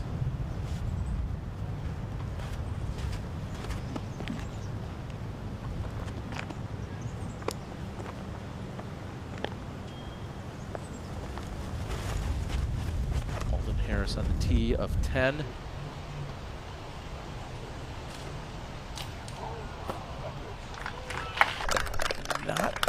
That wasn't too punishing. As that kicks out into the fairway, we're going to take a look at Matty O putting on 12.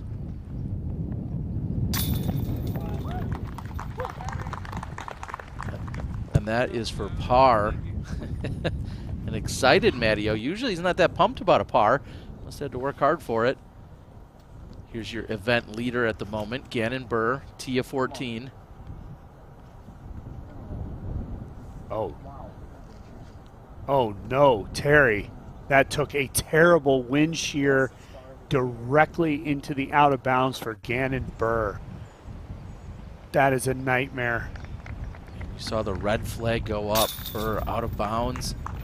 And Chris Dickerson keeping the train rolling forward, picking up birdies on 11 and 12.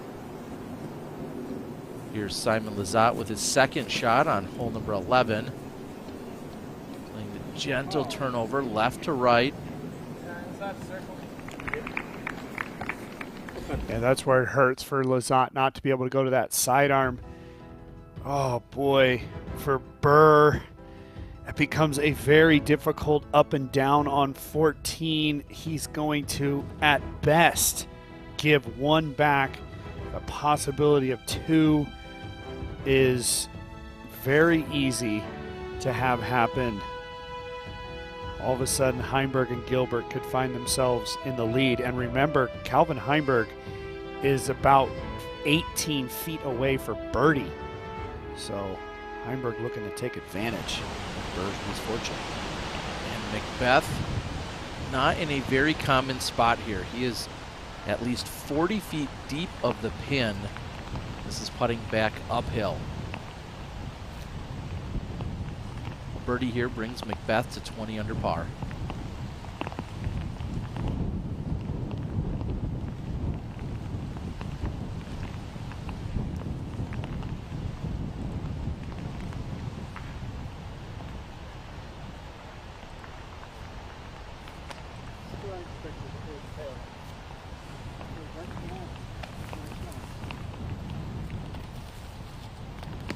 It's tricky for Paul there. It is from the right to left, hoping for a slight lift on the hyzer putt, but with that tailwind, just it's pushing it down so hard, and the uphill aspect of it. That was a tough putt for Paul. And this got even closer than I realized. We've got inside the circle putt for Alden.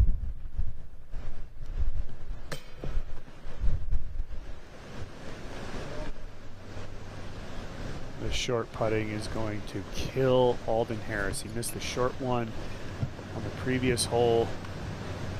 And now Terry outside circle 1, out in circle 2 for Harris.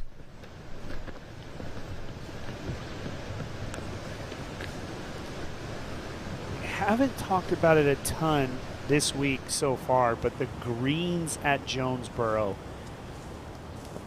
over half of them are just so brutal. They're slopes, they're on little high points, little low points, and Harris, that hurt him there.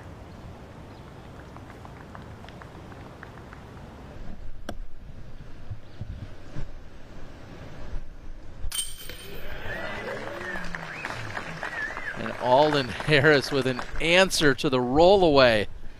Let's go. What a putt from Alden. That was fantastic. That's going to keep him 2 under for the round, and at 17 under overall, that has him in a tie for 11th, but crucial if he wants to make any run at this here in the back 9. Cannot be giving strokes back to the field or to the court or to the players. Kevin Jones will take advantage here of the roll off the tree.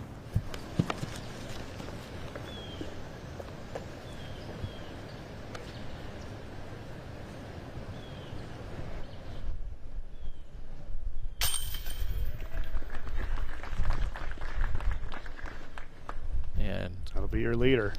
Calvin Heinberg getting it done. Hole 10 is our Eric hole. Early recognition is critical. Make sure you go out and have all your regularly scheduled doctor visits and check-ins. As we said, you want to make sure you find anything before it gets beyond where you want it to be. And this was beyond where he wanted it to be for par, but man, Alden Harris, impressive youngster.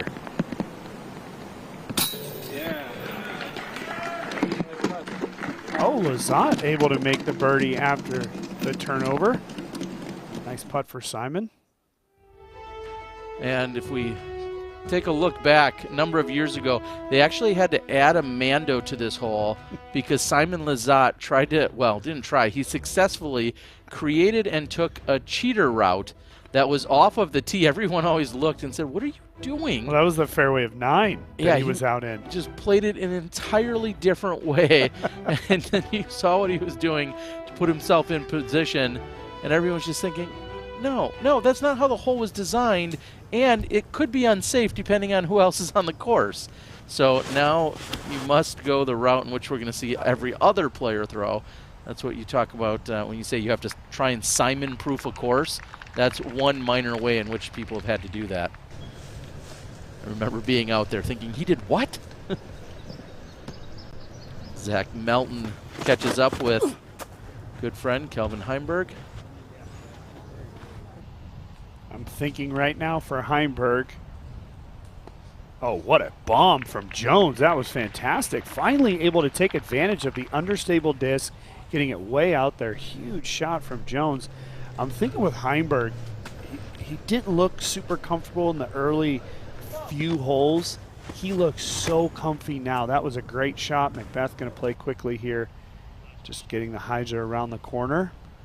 And Perkins, I've got 2 quick questions for you. 1, did I hear raindrops a moment ago? And 2, was that the longest drive we've ever seen by Kevin Jones here on this hole?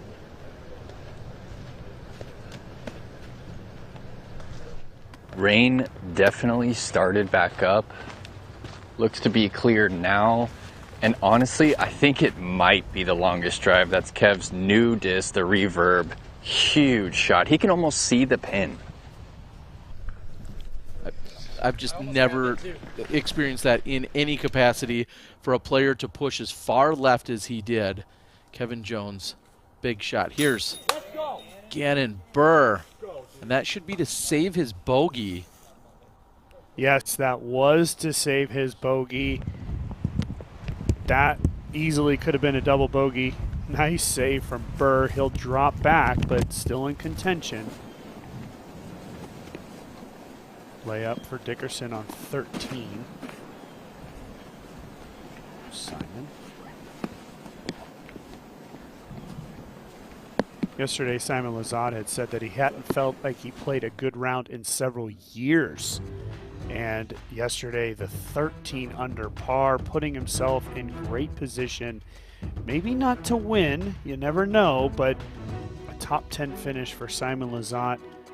Father, husband, all those things would be great for his confidence. Seeing Nico LaCastro move up 14 spots so far today with his 8 under effort through 17. And the other big mover on that board we're looking at, Thomas Gilbert, has moved up 16 spots to 20 under.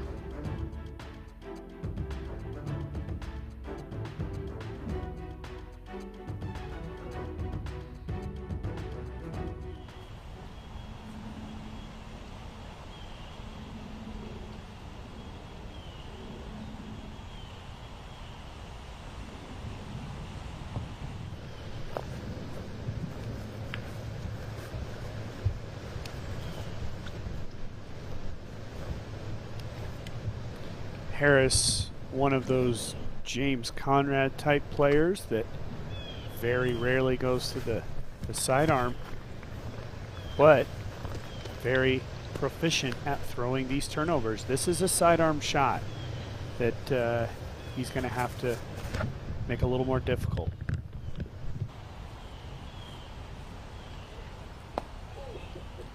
Or almost throw it in and make it a little bit easier to do in one. But you're exactly right. If you have a proficient forehand, that is exactly where you would typically pull it out and use it. However, we see the excellent angle that Alden Harris put on that. Almost cashing it in for the eagle.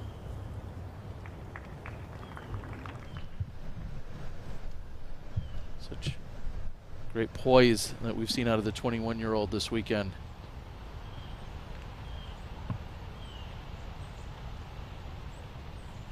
Overstable fairway driver out of Kelvin Heinberg. That's going to put him just about at circle's edge. Yeah, good, not great. They're trying to swing it a little higher and a little bit more left. Burr on the easiest hole in the course.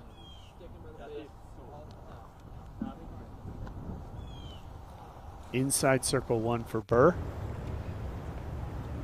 according to UDisc. Macbeth with the standstill forehand.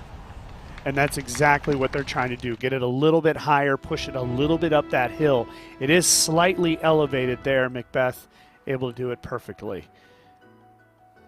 Yeah, Jones is so far out there. He's going to go to a jump putt.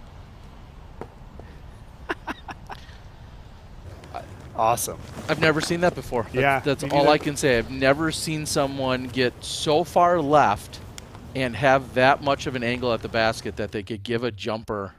Well, it's just not common that we see a player trying to go with such an understable disc with a lot of hyzer. Both Macbeth and Heinberg going with a little bit more overstable plastic. But that being said, Jones able to hit the angle perfectly and give himself just a jump up. Long birdie look. Just the edge of circle for Heinberg.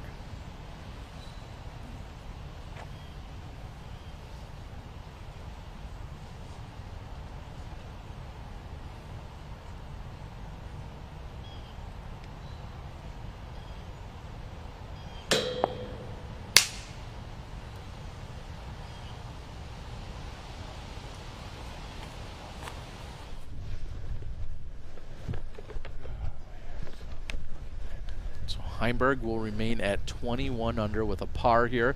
That also brings his streak of 4 birdies in a row to a close.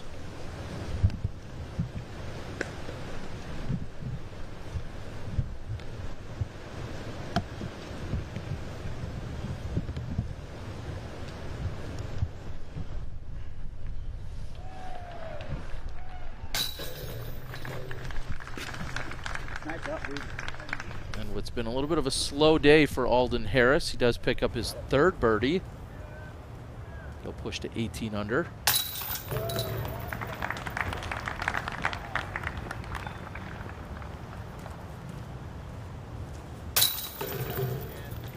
Heinberg will lose a stroke to 49% of the field.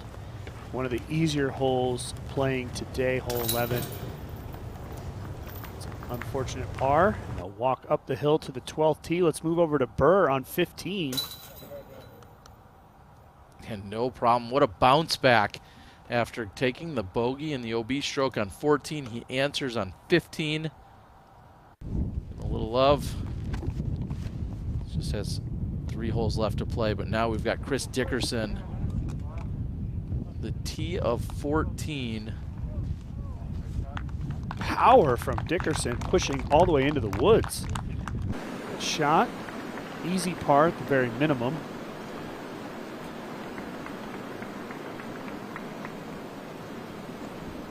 Terry, I cannot help but notice Kevin Jones's name at the top of the leaderboard.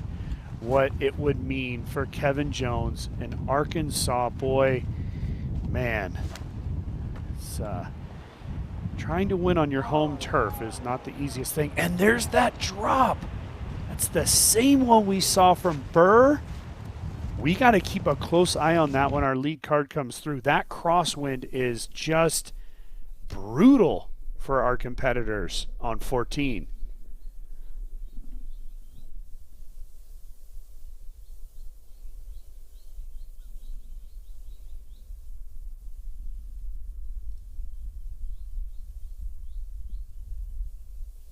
Crowd off to the side of the fairway here on 12. Trying to get as good a view as they can at the.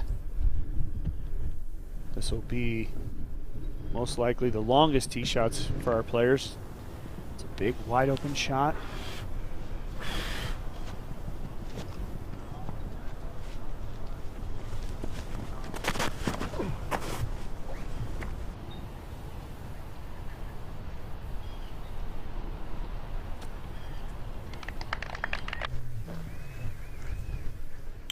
that's great placement.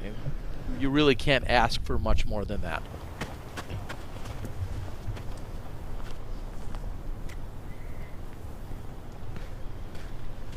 And if you want to know the distance, Nate Perkins is out there helping us out with his Bushnell, telling us that's 465 feet for Kevin Jones.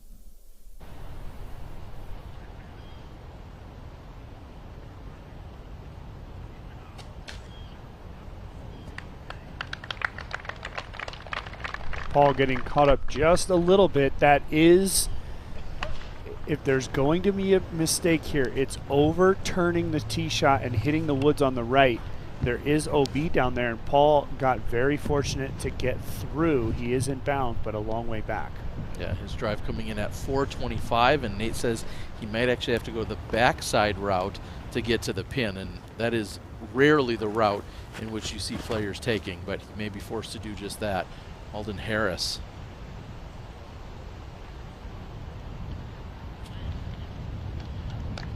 Pushes off to the left. Not as much danger. Clearly he's just going to have more ground to cover from there.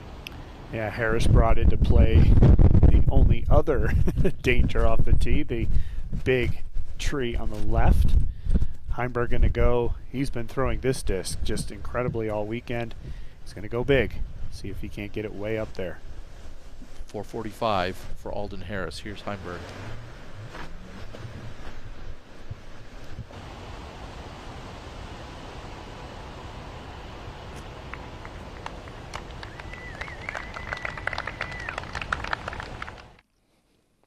And Calvin Heinberg coming in at 460 feet.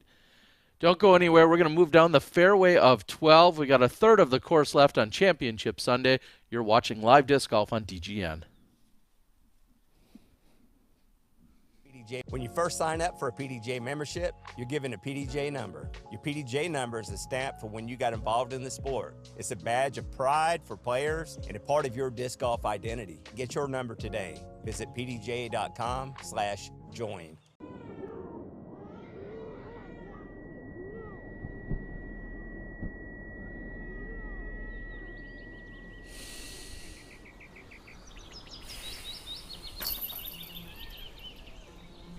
Tyler Classical Academy has been incredible. These kids are super excited for disc golf. I didn't learn about disc golf until I was in my mid-20s, but I'm so happy that these kids do and they're getting the chance to try it out. So this is a fantastic program and a fantastic opportunity for our school to have professionals come in and take over the PE program for a day and expose these kids to the joys that they can have in just watching a disc fly through the air. The youth is really going to come in a strong wave to the sport of disc golf.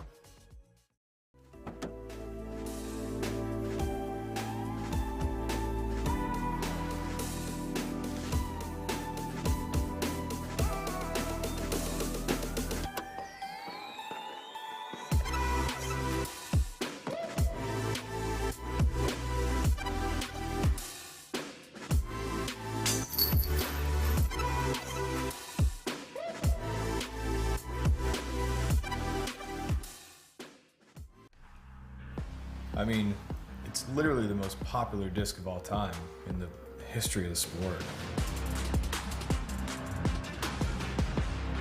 At its core, it's one of the most important tools a player has in their bag, a dependable, straight-flying mid-range.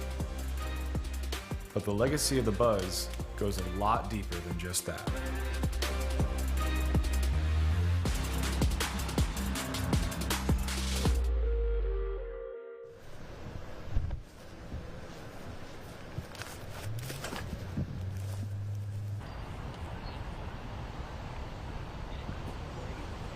Welcome back, and what a perfect approach shot that we're seeing by Alden Harris. And while you were watching and playing through in picture, Chris Dickerson jamming the putt in on hole 14 just when we didn't think he'd have a look from over there. Well, we said par, easy par. He made it look like a pretty easy birdie. What a putt from Chris. So it looks like Macbeth is going to go the traditional side of these bushes with the sidearm.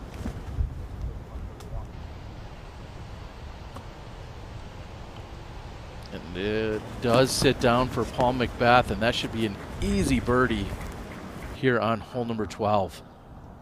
Shot of the tournament for Burr if he wants to go for it. Go, baby. And here he goes. Go. Let's see what happens. No.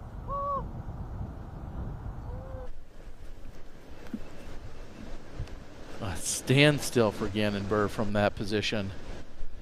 No indication yet. I'll keep you up to date.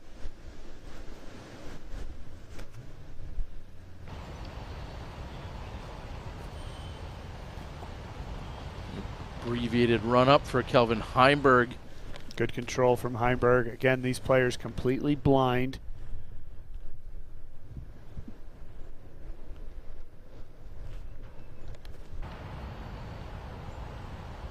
Going off field, practice. Oh, baby! And due to it being blind, Kevin Jones didn't even realize it had gone in. The Eagle 2 on hole 12. Kevin Jones is going to run it down. Terry Miller, that could lead to the title for Kevin Jones. Incredible stuff. Kevin Jones blind. An eagle. So happy that the basket got in the way, because if he doesn't connect, if it doesn't slow down, that's going to go 30, 40, maybe even 50 feet past the pin, because the slope is directly behind it. Kevin Jones, eagle on 12. Here's Heinberg. Answers with a birdie, just barely.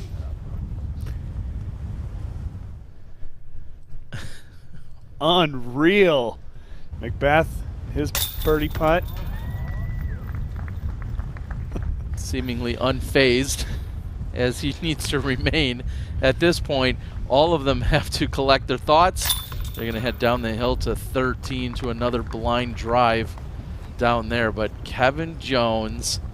I know the delay kills me on this one, Terry, but man, what a shot from Kevin Jones. Everybody at home's going, Nate, what are you watching? You called it 3 seconds late, but I'll tell you right now, it was an insane shot from Kevin. I was just trying to explain. It's completely blind. Kevin going off feel from the practice rounds from previous years, and this is what he does.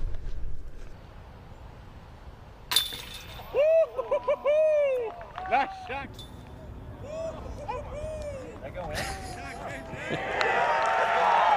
Yeah, count it. The reason the crowd was delayed is because they were watching him. The crowd was all below the crowd blind, and they didn't know. Oh, good stuff. Well, and thanks to our friends at Ace Trace, this is exactly how you set yourself up for an eagle on a nearly 700-foot blind hole. Go out and download Ace Trace today. Yeah, no. I thought I was parked. And 18 seconds. I have a really hard time saying what route they're going to go, but I'll do my best. No one up there made any noise. I think it's something to do, so I didn't want to be the bad guy. I think the challenge for Kevin Jones now is to bring the RPMs down a little bit and get back to work. He has an opportunity. He has to take advantage.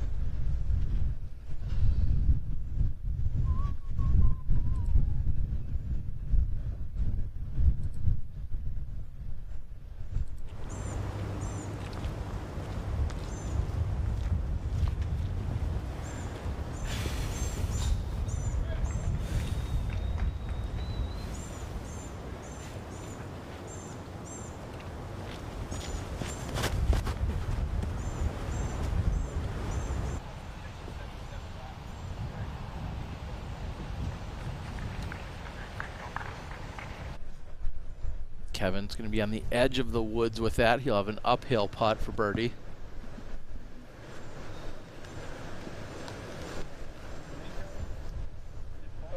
It's not even me. It's like I'm last. Yeah. Paul, is it you? I think it's you, Paul. I think it's clear everyone's a little out of sorts here. And Nate, tell us exactly what they're dealing with in terms of the wind conditions, and is sunshine maybe even a problem? Yeah, the sun has come back out here. And really the energy just popped right there. I mean, the whole card was excited for Kev, but at the same time, you know, they're battling for the win. And they do have a hurting wind here, left to right, making it hard for the hyzer to climb the hill.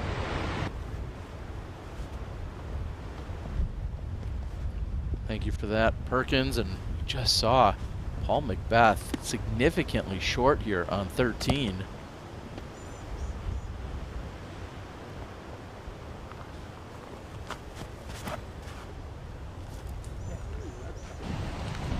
That's the gutsy line, but a little too straight for Harris.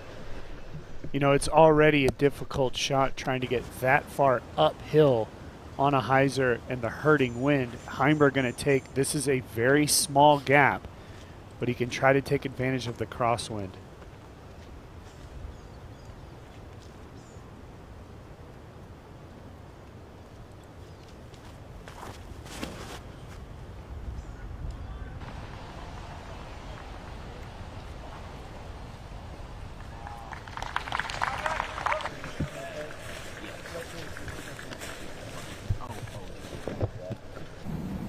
And just before our lead card got there, Simon Lizotte here on the 13th green. He picks up the birdie. That's 3 birdies in the last 4 holes for Lizotte.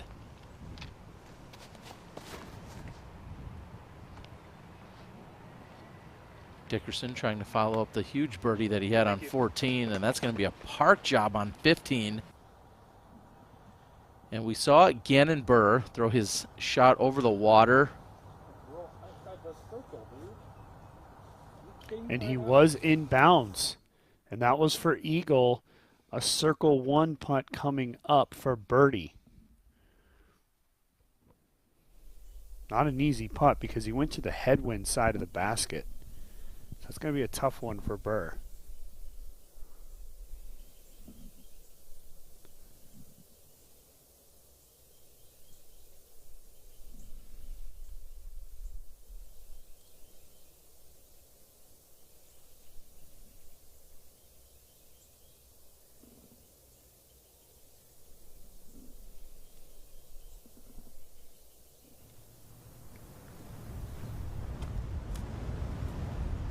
So it looks like we'll have Paul Macbeth first to act. He's in circle 2.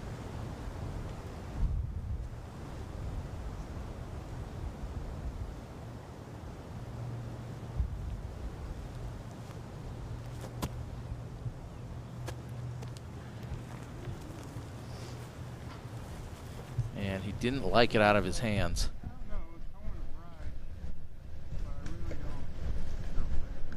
And understandable, a lot of our players are looking around saying, hey, why didn't my disc react the way I thought with this wind? But then you think, it's swirling everywhere. It seems like it's almost completely unpredictable at this moment, right? Oh, definitely, because they're in a little wooded area.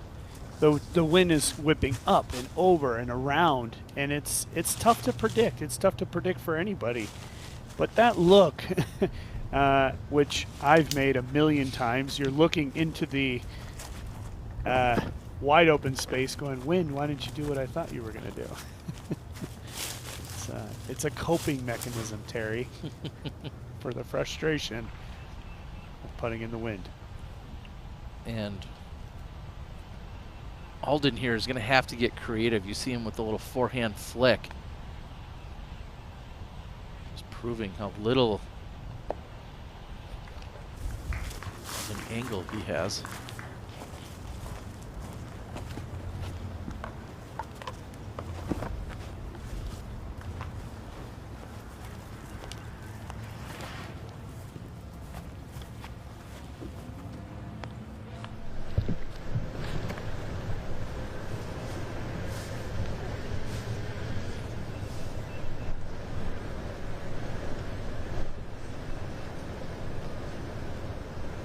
Kevin Jones. It's one knee straddled out and just not enough power generating for the uphill putt. And Jones is going to be a little frustrated with that. All of the discs continue to push to that right-hand side, all because of the wind that's blowing against them. You keep thinking, if you were going to go out there and say, hey, where's somebody going to land, I would just say anywhere on the woods line almost every single time. That's how much that wind is pushing over on them. And just about on the edge of the woods is Calvin Heinberg, however, unobstructed. He did go with the alternative route, though.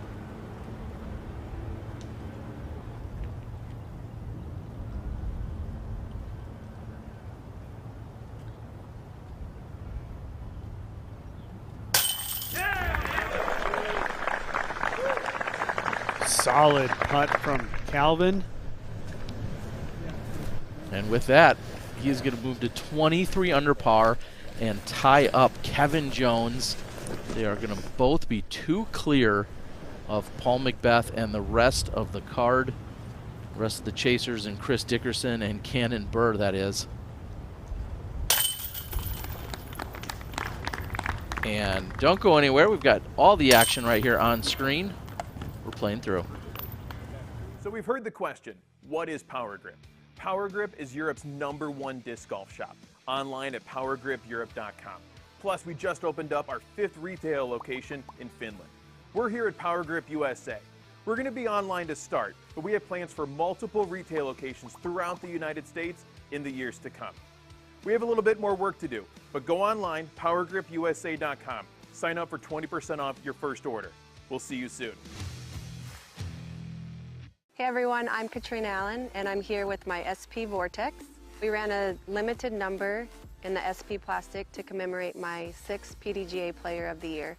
We also incorporated my new logo. The Vortex is a understable fairway driver. Instead of forcing my mids, I like to use this. I like to pop it on some hyzer, let the disc do all the work. Lots of glide, understable, great in the woods, great for easy distance. You can find these at discgolf.com/Katrina. And welcome back. We've got Calvin Heinberg sitting on the tee of 14. And to make a little clarification, Gannon Bird did go out of bounds with that second shot over there on 16. He hit on the basket side of the green and then rolled back and went out of bounds. So the putt we saw for Gannon there was actually for his 4. And then when it had rolled away, he ended up tapping that in and walking away with the par 5. So that's how it unfolded. It wasn't initially clear on UDisc, but that's what had happened. So Terry, the fellows sitting here on 14's tee. 14 today has become the most difficult hole on the course. It was in the first 2 rounds playing as the second most difficult. Today, the most difficult. We've seen that crosswind absolutely perplex a couple of the players, including Gannon Burr. This Lizotte on the basket for par. Okay. Okay. Please tell me that wasn't live. Yes, it was, Simon. I'm fine. And even if it wasn't, we're going to get it in a replay, Simon. Come on. Hole number 14, Nate, what are they trying to do? Well, they're trying to get it over this OB. That right there, that whole section, that's all out of bounds. That's job number 1 today. You saw Dickerson put it up deep right, and he was able to make the putt. A lot of the players end up left, actually either in those woods or short of them. The slight change of wind has got this hole playing the most difficult today, and the players not necessarily expecting the drop that they're getting when the disc slightly turns over, that crosswind really dropping it pretty badly. So they have to be careful. The key here, do not let that disc get to turnover. I think the advantage for a Heinberg level player, he has so much power, he can keep the disc overstable and flat over that out of bounds. Let's see what Calvin can do.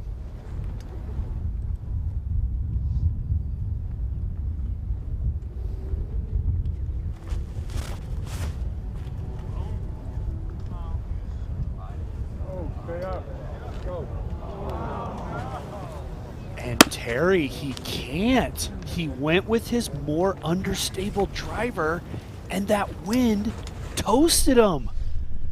OB for Heinberg. Perplexed, sitting there. Jones, huge advantage. Learn.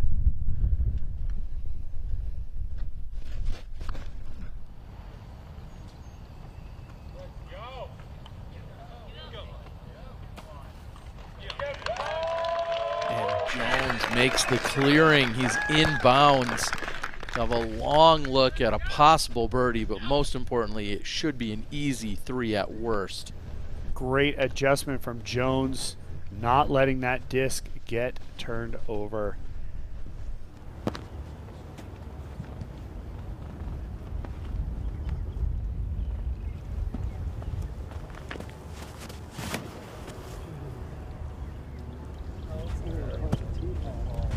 That's going to push left the entire way. Perkins, what does Macbeth have out there, and what happened to Jones versus what we saw to Kelvin's? They threw very similar shots into that right to left crosswind, and as Doss had said, if you get it too turned over, the wind gets on top of it. We saw the wind slam both Calvin and Kev's, but Kev had just enough speed to make it inbounds. Macbeth is going to have a tricky approach for par.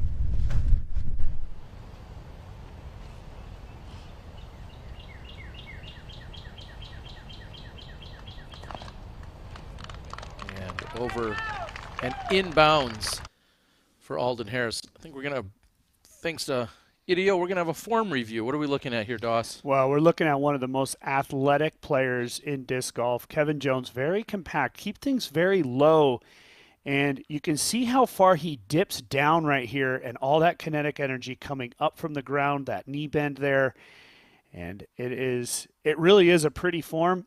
He's very good at throwing hyzer flip-up shots because of his compact form there. Kevin Jones, one of the best, and our leader. Very fortunate to get over. As Perkins said, it was a good shot. Continue to ride that energy, and thank you so much to Idio. Make sure you check out their disc golf specific shoes. They've been in design now for a couple of years and coming to the disc golf market. We appreciate your support here on the Disc Golf Network and the Disc Golf Pro Tour. 250, maybe 260 feet to the pin here for Gannon Burr.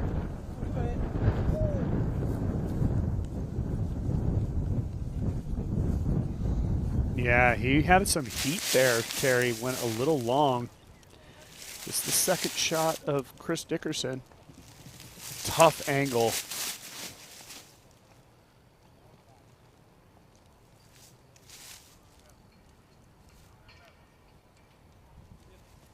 Oh yeah, good shot. Great control from Dickerson.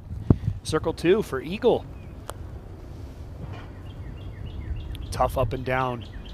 We saw it from Burr earlier.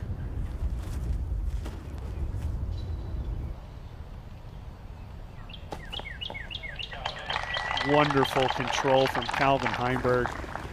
He is going to be able to recover from that OB and save his bogey. Going to lose most likely 1 at least to Jones. Great shot.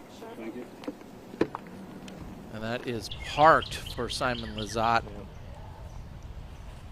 Let's just hope he can retrieve it and stay upright when he does so.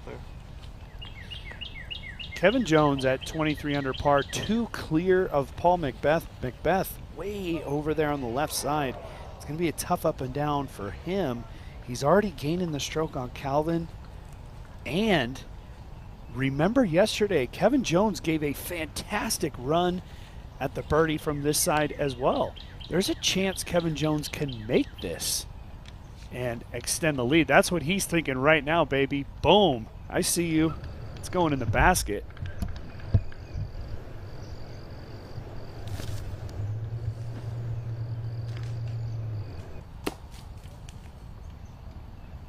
A solid recovery shot here for Paul Macbeth. He's displeased with the drive. However, he's looking at least at saving the par. I mean, the stats tell us that par is good. You know, it's a round killer for a lot of these guys. Get your par, move on. 15's an easy one. And then 16, 17, and 18, you get aggressive and do the best you can. Yeah, you're going to have to make your move, and you just can't give anything back to the field here, as you're saying, on 14. 5% of our field taking birdies here.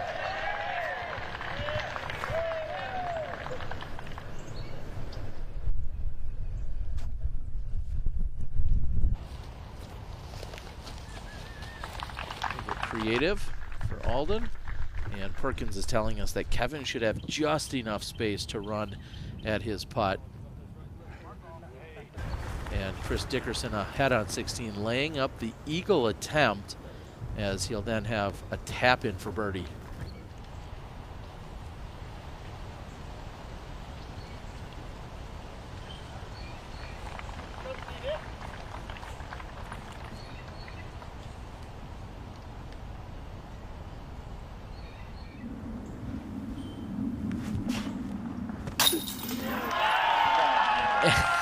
Jump putt, Kevin Jones. He was calling the shot, staring us down here in the booth. Kevin heading to the basket. What a birdie, a premium birdie here on 14. He's going to walk away from this hole with a 2-shot lead. Kevin Jones, wow, two of the last three holes, incredible stuff.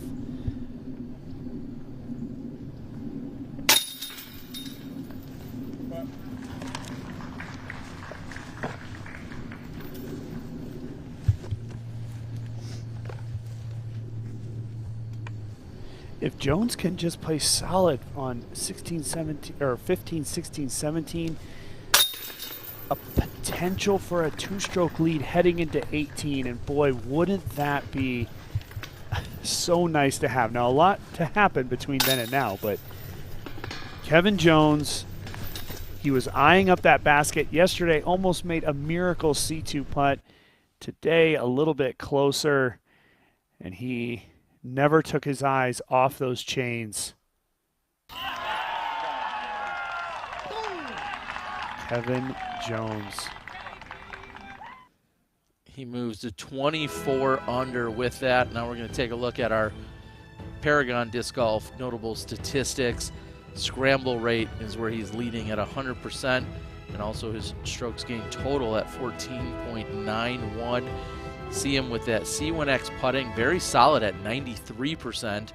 Birdie rate 48%. He's just not making mistakes, and he hasn't made any significant mistake today. He is bogey free. He's 9 under through 14 holes. This is a must-get birdie for everyone in the division. And that is short. He's going to be left with a putt. It's uphill from circle 2. We saw what he just did from circle 2, but that is the I think of someone overjuicing it. You're pumped, the adrenaline from the previous couple of holes that you've had, and then you come up short on a 270-foot hole. Totally agree with you, Terry. Macbeth has been going to this spike hyzer. Nice shot. Gannon Burr has a birdie look here on hole number 17, deep of the pin.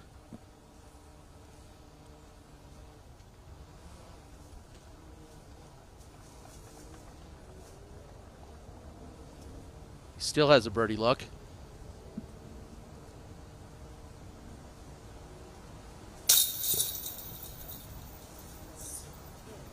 Oh, that slides out. And that may do it for Gannon Burr's run. He sits at 21 under, just hole 18 to play. I don't think the math will add up for Gannon Burr to take this one home. No, I agree. It's not going to be what it's going to take, but it is a top 10 performance for a young guy under 18 years old.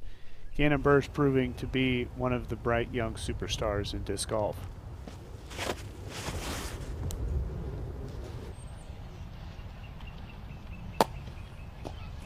Calvin's deep of the basket, but don't go anywhere. We're live on DGN. We'll be right back.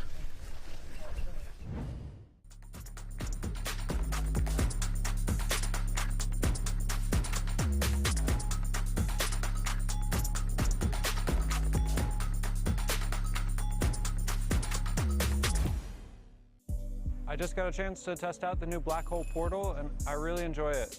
There's 4 rows of chains. They've updated it with galvanized steel chains. That gives the chains more texture and a better chance to catch your putter. I think it's going to be a great target moving forward.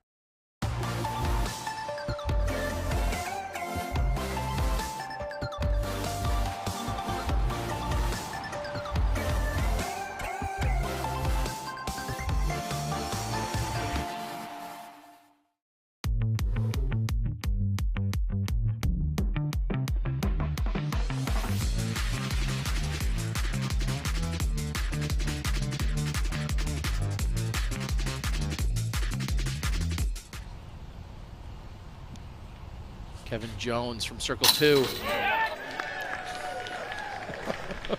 Oh, Kevin Jones.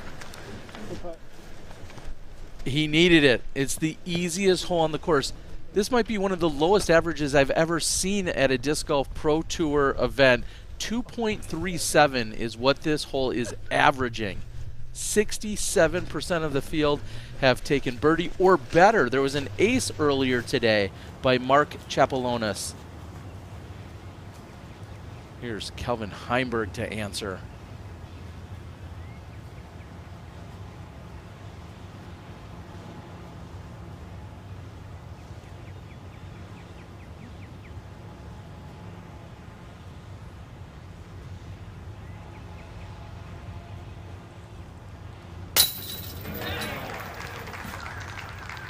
Calvin, the birdie of his own.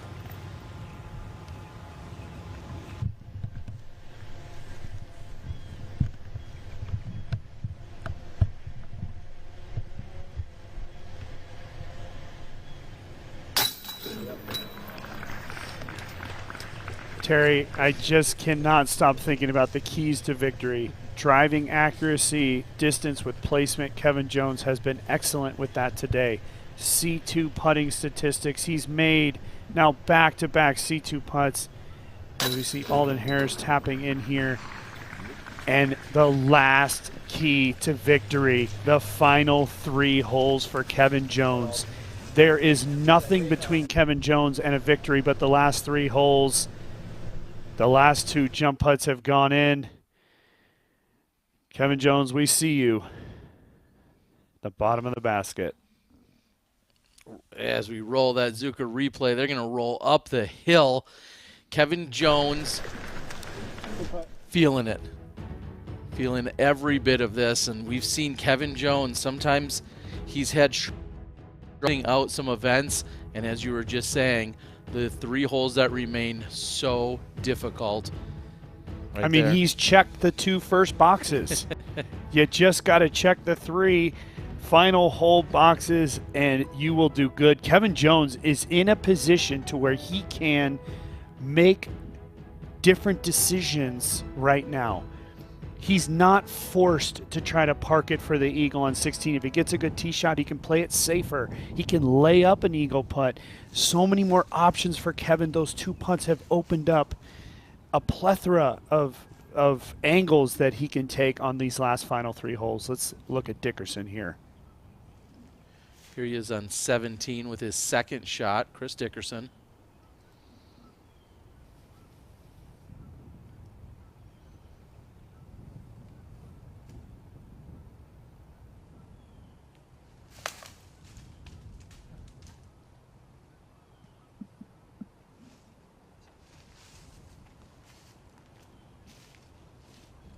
And Chris Dickerson, who sits at 22 under par. He is 1 back of Kelvin Heinberg and 3 back of Kevin Jones. Yeah. Crowd on the right.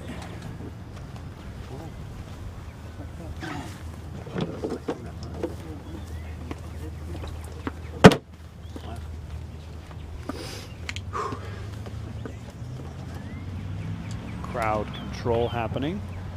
Time to contemplate the decisions that will be made.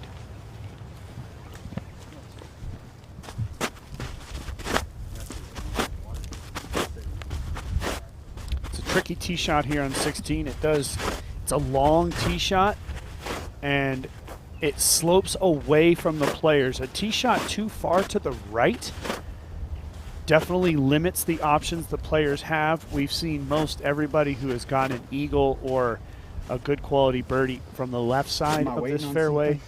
Brad's turned That's what around. Kevin Jones is going to be focused on. Okay.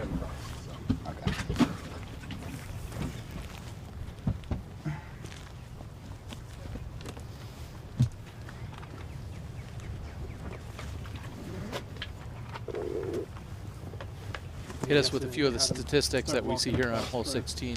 Yeah, hole number 16 playing as the third easiest hole today. Over 50% of the field have taken birdie here, birdie or better, in fact. Quite a few eagles, 9 eagles today. Kind of feels like another one you have to get. You're at least looking at birdie. You just said, we saw Chris Dickerson lay up. He had an eagle look. He didn't want to mess with possibly missing it, finding himself in the woods line, or having a difficult uphill comebacker. So he just pitched up, was content to walk away with the birdie. It feels like you need at least a birdie here. Yeah, I mean, you look at those scores, and like I said, it's 2 to Heinberg, 3 to Macbeth. Dickerson is now on the 17th. Going to be playing 18. It comes down to our 3 superstars here. Macbeth's going to be aggressive. He's going to go for that eagle no matter what. Kevin Jones, if you're not in the perfect spot, try to put that second shot 40 long, pitch it down, get your birdie, take your chances on 17 and 18. Do not bring this water into play if you don't have to. I think that's the best way to take it. But, yeah, we're going to see Burr here up on 18.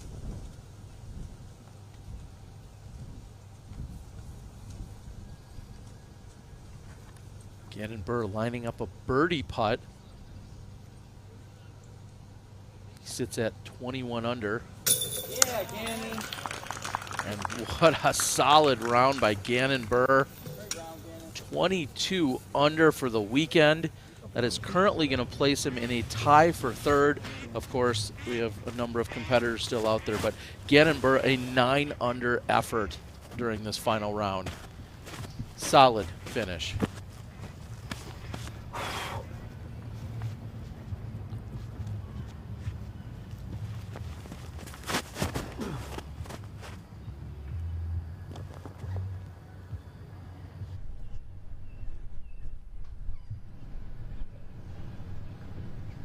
A little bit short of ideal. It brings that tree into play. From that position, we have seen a lot of players lay up. Now, we've seen players lay up and still get their birdie here on 16. So not a bad play. Expect Macbeth to get extremely aggressive here.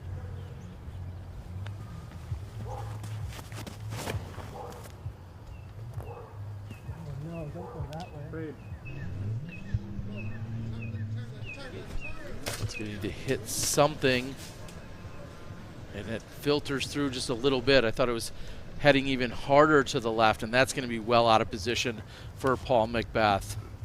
I don't see how he can go over the water in 2 from there. Unless he has an opening. We'll confirm with Nate Perkins on the ground in a minute. But it's what the aggressive shot brings into play. When you go aggressive, that right side trees come into play so much quicker. Perfect example there with Macbeth. Alden got this one turned over a little bit as well. That should be okay.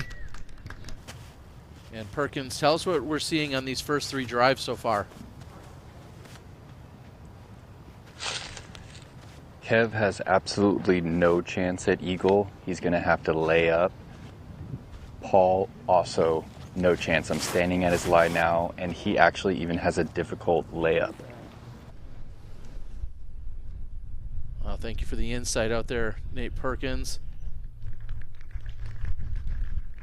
And that disc getting enough distance, and I would imagine opened up the eagle opportunity for Heinberg.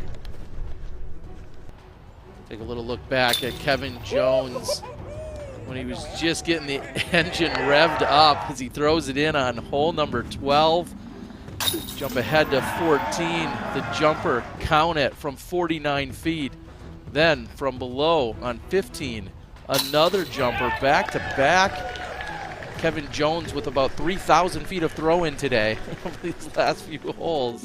Just incredible, making a charge. Let's take a look at our top 4 here as they came into today's round with what they're doing. We see some of those that jump out at us. Looking at that OB line, or the OB column there, Paul Macbeth with 5 OBs as opposed to Kevin Jones with 0 OBs.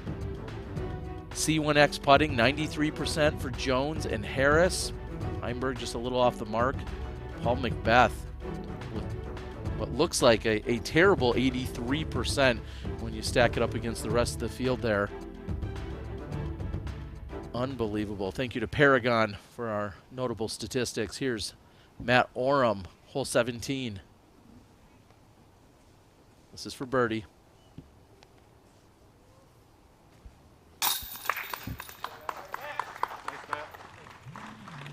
Nice round for Matt Oram, just the 1 bogey. See if he can't get himself a birdie on 18, and nice solid top 10 finish.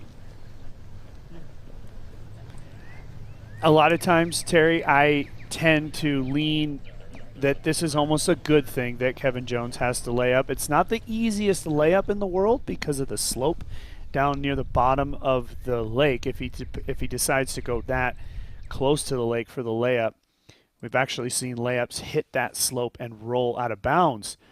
But a lot of times when players' hands are forced away from what they really want to do, you're kind of saving yourself from yourself, right, in this case. So we'll see what Jones is up to. But, again, Calvin got enough distance, I believe, to go for it. It's not an easy go for, but opportunity for Heinberg. Sounds like Macbeth has absolutely nothing. Should be Harris. And Nate Perkins is letting me know that Calvin Heinberg will have a big hyzer to go after it.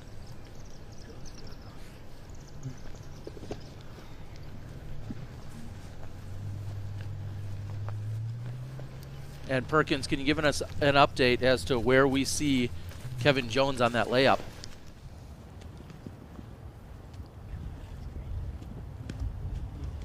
Yeah, Kev's in a good spot. He should have a pretty clean look to go across the pond for birdie. Yeah, we'll fully expect to see that nice hyzer shot from Kevin Jones, that sidearm hyzer that he likes to throw from that position to attack the green. Here's Joel Freeman up ahead on the green of hole number 16.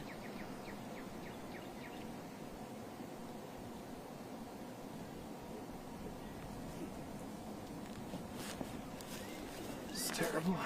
It's Joel for birdie after an out of bounds.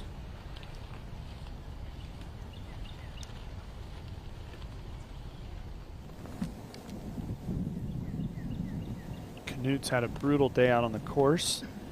Just 1 over on today's round. Just 2 birdies. Make it 3. Nice putt. Youngster.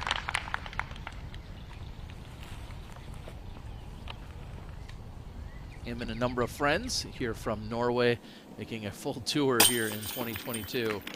Love to see it. As Emerson Keith is in on 16. Lizotte quickly giving up and completing 16 with a par. Simon will remain at 21 under. Emerson Keith at 19. Here's what we're looking at for Calvin. So Calvin's going to have the big spike.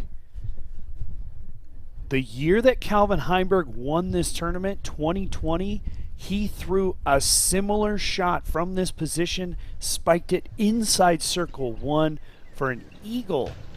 And you got to think that in some deep part of that man's brain, he's got to be thinking about that shot because he's done it before under pressure. Having a conversation with his friend Zach. We good? And as Alden gets the all clear, he appears ready to go here on 16.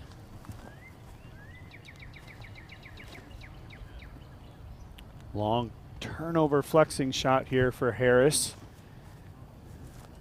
About 25, between 25 and 40 feet long. A little bit left would be a really good shot from here for Harris.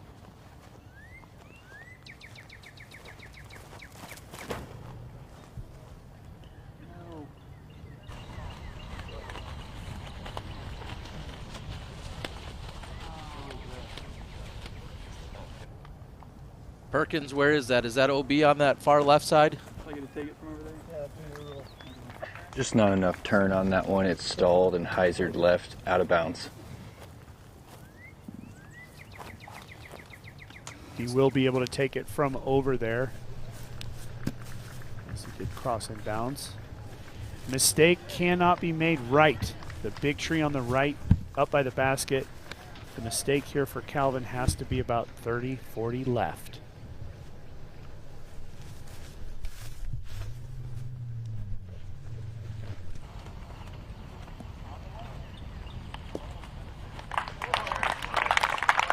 Almost exactly as you called it there, Doss. 35, 40 feet deep and left of the pin. He'll have a look for the eagle, and he may react directly to what Kevin Jones does on his shot. And Chris Dickerson, great shot on hole number 18. Okay. Now we're seeing the shot at Kevin, so not able to go to the sidearm. I'm going to go to the backhand.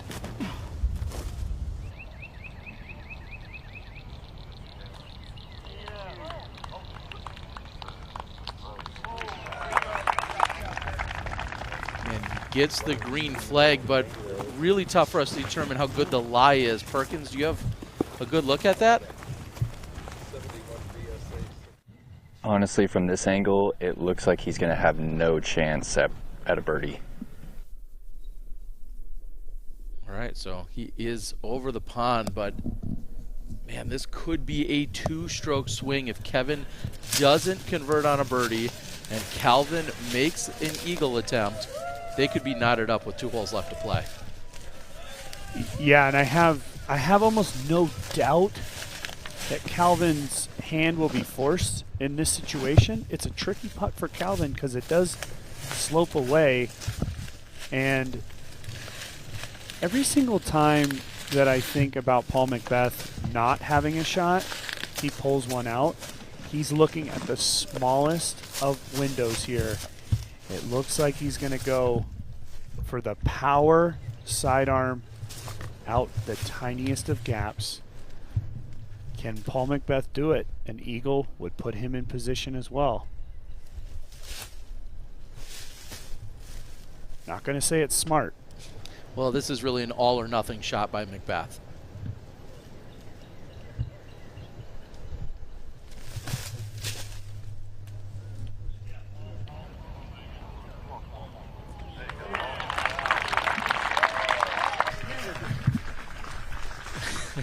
This is exactly where he made an eagle putt from yesterday.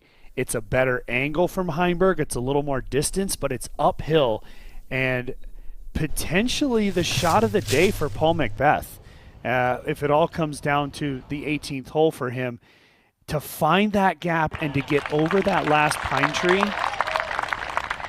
really, really tough shot, but an executed shot from Paul. Here's Chris Dickerson on 18.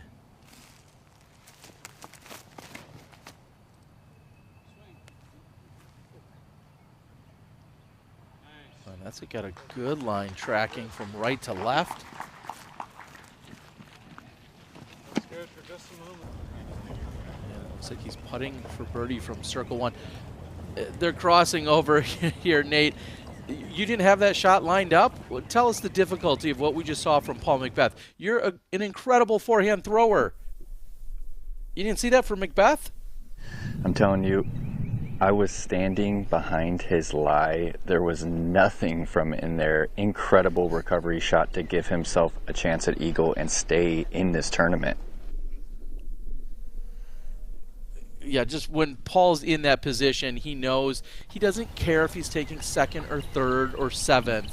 He cares about taking first place. So that's why I said that was an all or nothing shot for Paul Macbeth. Well, and for years he made me look stupid while I was competing against him, and he's made me look stupid a lot here in the booth as well, because I've said there's no shot here and he makes it, and that's a perfect example of it. Great shot, but more importantly has to take advantage of it. Alden Harris. This is Alden after the OB. His fourth shot.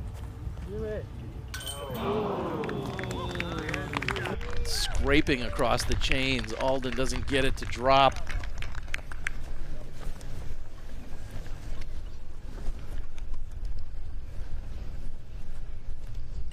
You know, on camera, we didn't have a great look at the shot Kevin Jones did as his upshot, but he didn't give himself a whole heck of a lot. And now he has nothing.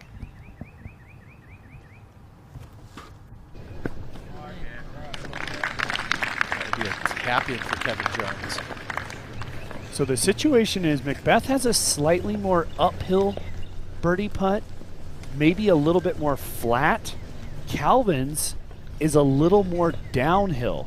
So Macbeth putting along the little cliff, Calvin putting a little bit more towards the cliff, but still both makeable putts. Here's the look from Calvin.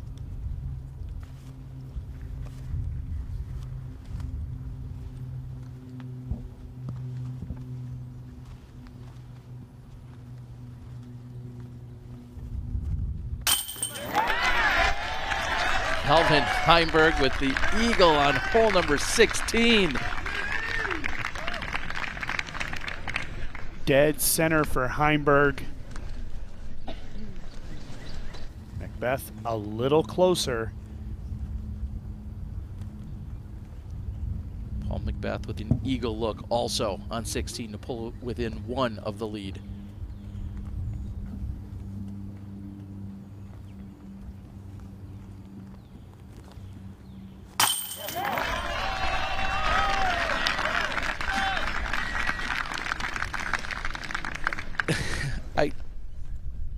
I can't believe this. Just incredible. Paul Macbeth at 24 under, Heinberg at 25, and with the par, Kevin Jones will remain at 25 with 2 holes left to play.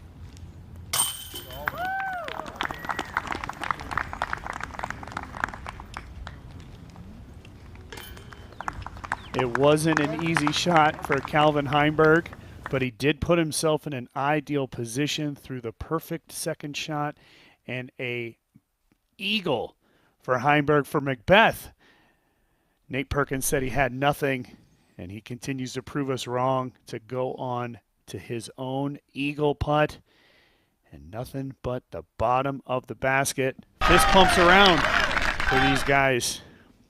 Comes down to the final 2 holes.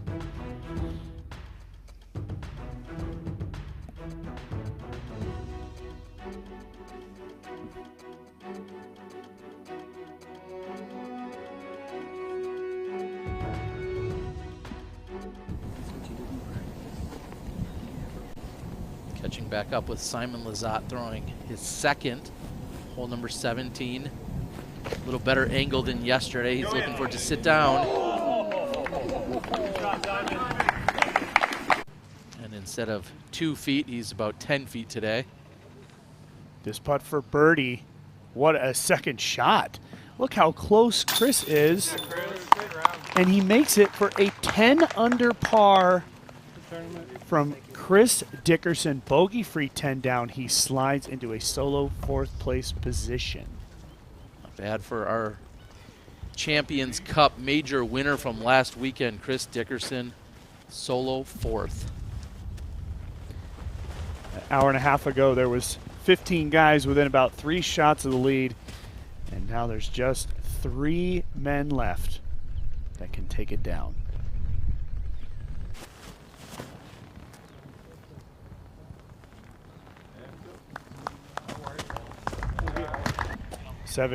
A very difficult tee shot, completely blind. and Macbeth puts it in position A. Nate Perkins has told us if you're near that white stake, you're perfect, and Macbeth about 15 feet past it. Heinberg's had trouble here off the tee on 17. He needs to clean that up. There is OB left off the tee.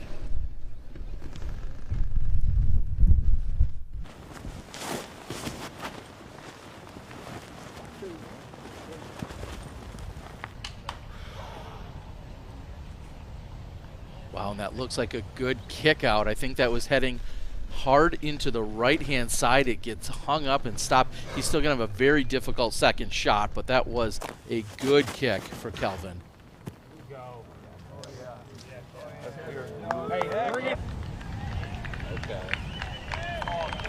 That fades around the corner. Kevin Jones, he'll act first before Paul Macbeth, but still a great shot. Well, and though we saw Heinberg's disc, almost nothing. We were making the joke yesterday. Everybody down in that corner kept throwing cut rollers, sidearm cut rollers out of there. It almost seems impossible for Calvin to make a normal shot. He's going to have to do something very tricky. Nice shot there from Harris. Let's take a look at this via the flyover. 660 feet, the par 4. Dog leg to the right. That corner tree is the one that they can see off the tee, and they're just trying to fly their disc just past it. You see the OB on the left, right here just past the tree. There's the stake. Just past it, straight away to the pin, and it wouldn't be Jonesboro without another tricky green. The green sloping to the right and away from the players, and it's very quick. Here's Lizotte on that green.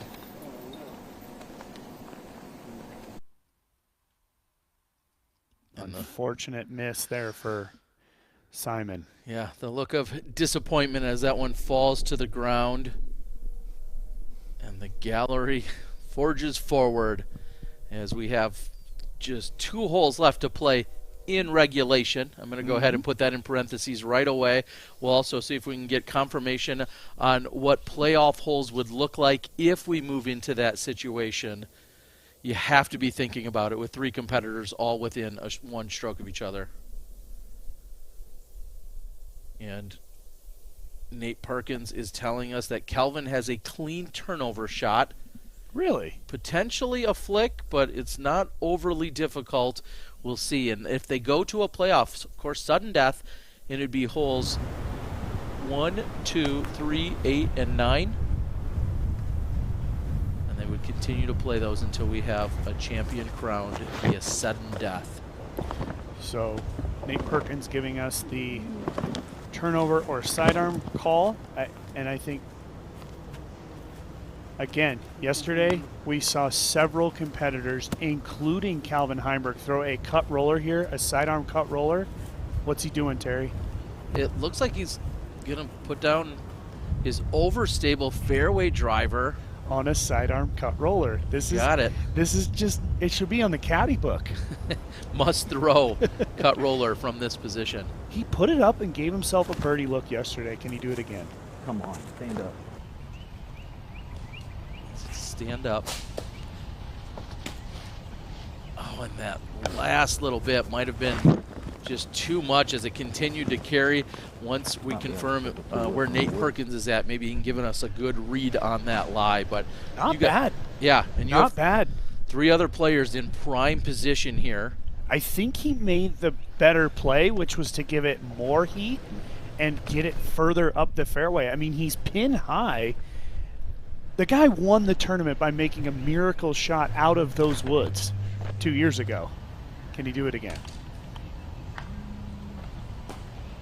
Harris with another beauty. I'm going to throw it out to you, Nate. What is Kelvin looking at? Oh boy, was I wrong on his second shot. What a forehand cut roller, and he has a 45-foot uphill look. Looks pretty clean.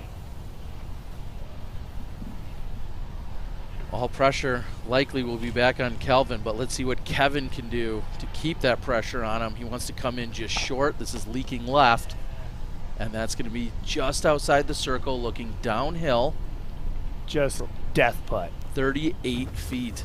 Death putt for Kevin Jones. Can the C2 stats continue? Jones has 3 C2 putts today. Can he make it 4? I think, Terry, you said it perfectly. Macbeth on a straight shot here, landing 20 to 25 feet short is the ideal shot.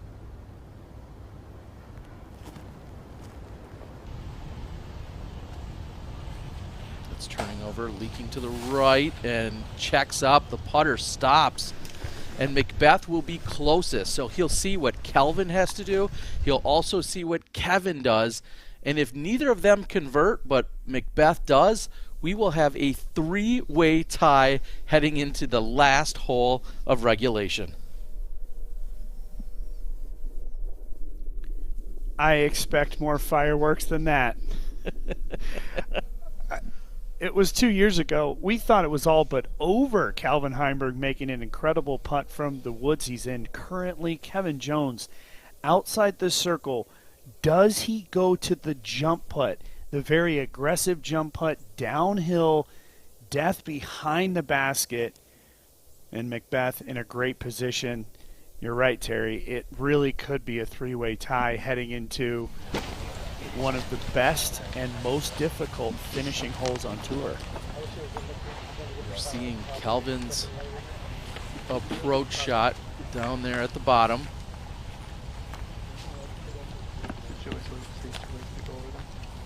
Relatively unobstructed. The one he made in previous years, much more obstructed. Yeah, we're seeing Jones's look too. Jones is only about 5-6 feet from his disc where our cameraman is. So that's the look Jones has. In this scenario, I'd rather have the uphill putt that Heinberg has at the moment. Awkward footing. That certainly will come into play here. Look at his left leg.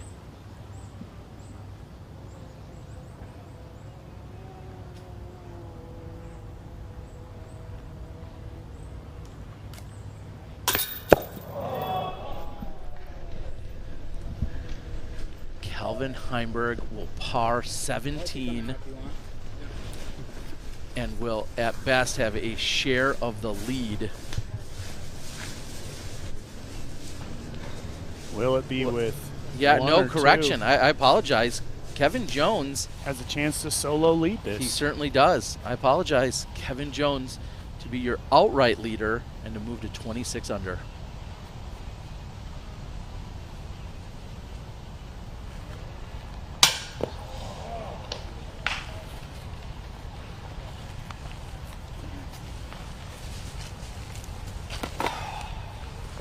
A very smart move for Kevin to not go to the jump putt. In this scenario of missing that putt, that was the best possible outcome. An easy tap in. It could have been a lot worse. Macbeth, uphill birdie to make it a 3-way tie.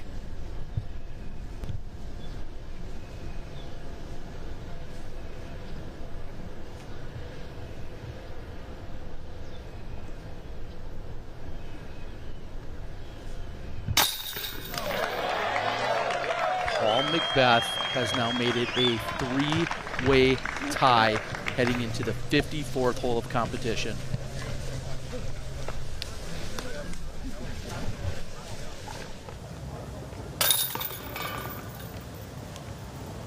Jones in for par.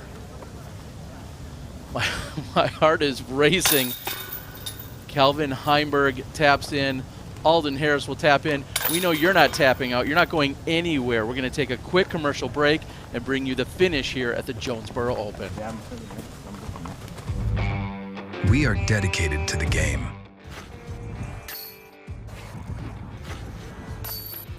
Developing technology and providing data that helps you take the next step. Whether it's your next training session, league night, or major. Because we believe the best way to grow the sport is to push the sport. And the best way to do that is together. We're focused on the future to make that happen. Aaron,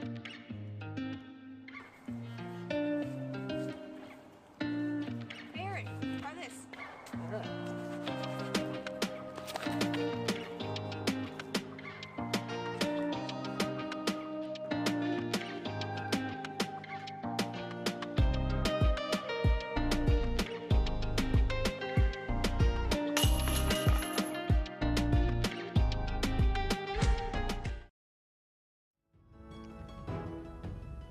Welcome back, everyone.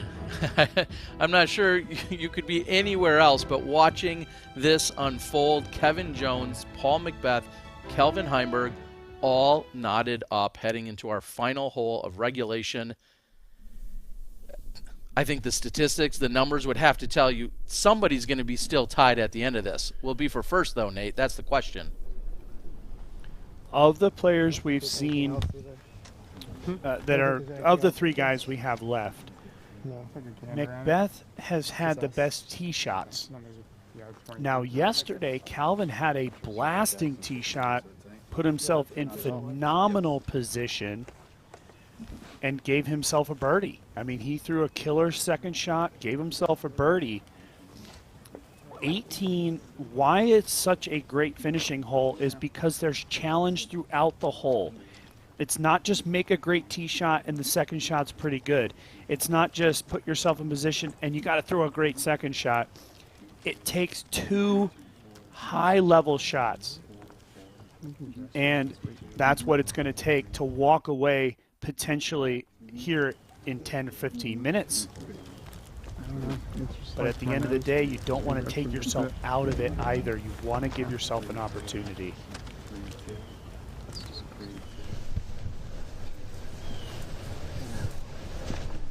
There's your height man, Kelvin Heinberg. And these three men are all at that 25 under number that we were kind of talking about that Gannon Bird needed to get to. And Gannon finishing at 22. And all three of these guys have gotten to that 25 under number in very different ways. Two of these three have won this event before. Kevin Jones would like to put a new name on that trophy list. Simon Lizotte approach.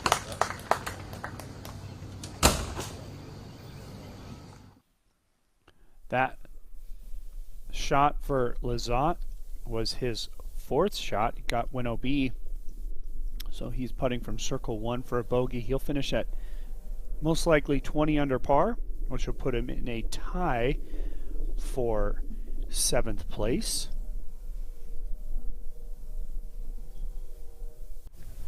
I think all in all, a good finish for Lizotte.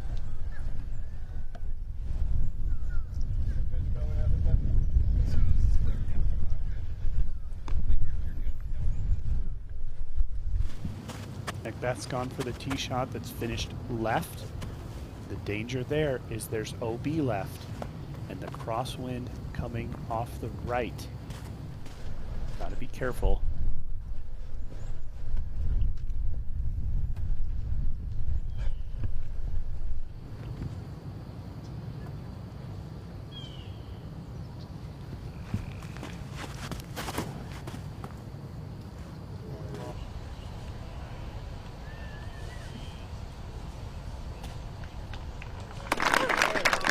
That looked really good to us, but Perkins, we want to confirm, is that prime position for Paul Macbeth?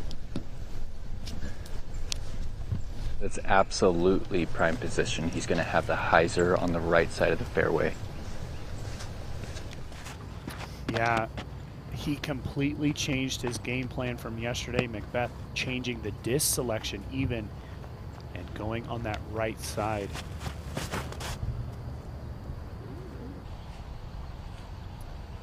Say this about Alden Harris, I have been impressed.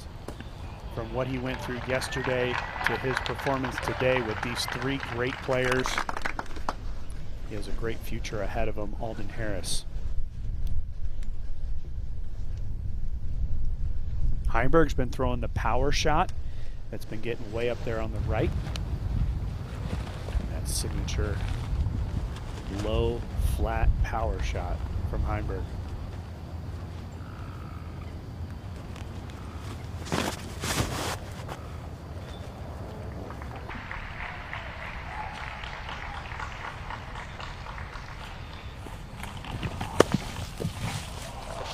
Wow.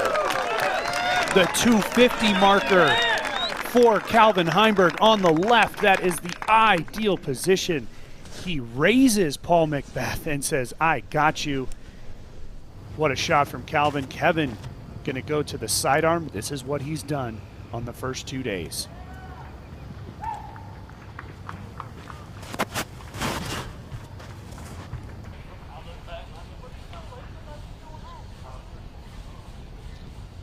And that looked to be a good kick, but that's not going to be enough for Kevin Jones. I do not see him getting up and down. Perkins, tell us, can Kevin, even with a miraculous shot, get up and down from where he's at for a birdie? Kev is 525 from the pin, so it's not out of the question, but it would certainly be a miracle. 525 uphill with obstruction, and now we're watching Calvin Heinberg with the replay. Heinberg 240 feet from the pin. He'll have a clear lane up the left-hand side. Terry, he has been blasting this tee shot the first 2 days low right. Today, him and Macbeth go opposite sides that they've been landing normally, and Calvin getting even more distance than he did yesterday when he did go on to birdie. But it'll be a different shot. Let's go ahead and fly it 818 feet, par 4. The tee shot through that gap. And this is where the decision has to be made. Macbeth made the decision to change up. He landed here on the right. He's right in this area. Over there on the left, you saw that red marker way on the left. That's where Calvin is. He has a straight shot at the pin. Macbeth has to bring this OB into play, and a tough, tight OB surrounding green. It almost seems impossible for Kevin to get to the basket, but also not find trouble for getting aggressive from here. Well, and if Kevin wants to find himself at least with a chance for the playoff, I think he's going to need the birdie. This needs to get within putting range.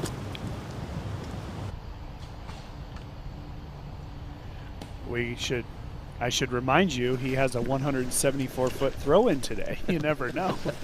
Well, that shot, albeit good, is likely going to set up Kevin for a par. And par is not going to... I want to just throw out the caveat that 18 has been a disaster for a lot of players. Yes, Heinberg is in great position. Yes, Macbeth is in great position. But there's nothing that says they're going to birdie. And I think, I'm just playing devil's advocate here for Jones, the fact that he didn't get into trouble and go OB and gives himself still a chance to par at least means he still has a chance. But, of course, Macbeth or Heinberg or both could shut that door very quickly. This is the shot for Macbeth. You can see the 250 marker way up on the right there. He's going to have about 350 uphill. He has to go out a gap, the gap right in line with that tent. That direction is throwing straight at OB. He has to put enough hyzer on it to swing it back.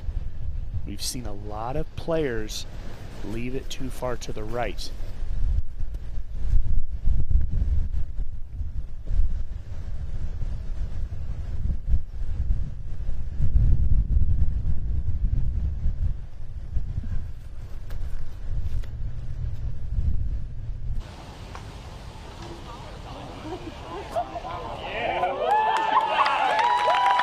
Paul Macbeth has just parked 18. He has a drop-in birdie, all pressure squarely back on Calvin Heinberg, and that will be just to force the playoff. 100% correct. You can see the disc of Heinberg. You can see that Calvin Heinberg, no pressure, has a shot that he would hope to make 99 out of 100 times. with pressure becomes a lot more difficult. The shot Calvin threw off the tee, he's put himself so far up there that he can throw a little chip hyzer at the basket. Back where Alden is, Alden has to use a little bit of a flex. So a little turnover here for Harris.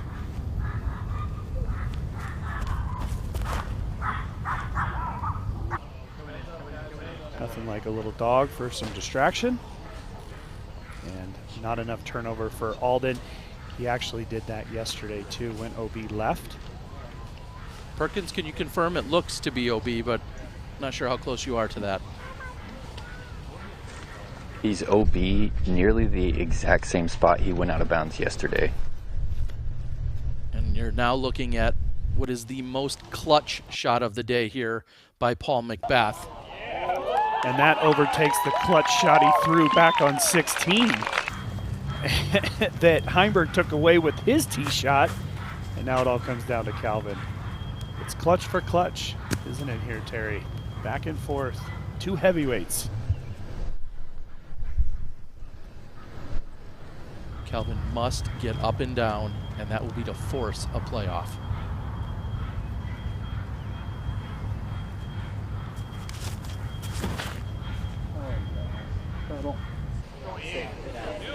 He's thinking it's deep. Very makeable putt for Calvin Heinberg. However, he'll putt first.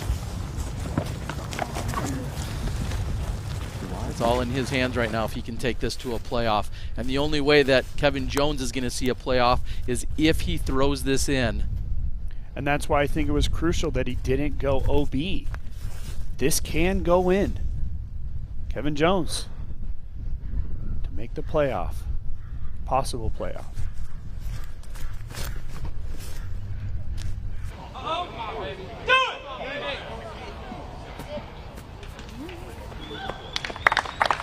And the pro move there is that he didn't come up short. He knew he needed to throw that in. The worst possible shot he could have thrown is to come up anything short. I'd rather see him go 50 long OB than to come up 5 feet short, because short will do him no good if he wants the win here.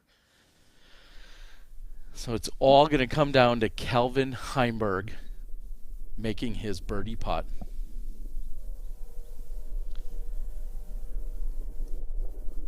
I want everybody at home right now to think about what it would be like to have a putt like this against Paul Macbeth, who's parked just to make a playoff. It's a lot of pressure. Calvin is a very cool cucumber under pressure. He's made a lot of big putts in his career. This one at the moment, one of the biggest. Let's see, Alden Harris. Yesterday, 3-putted from this position. Redemption potentially here for Alden. This is the save par.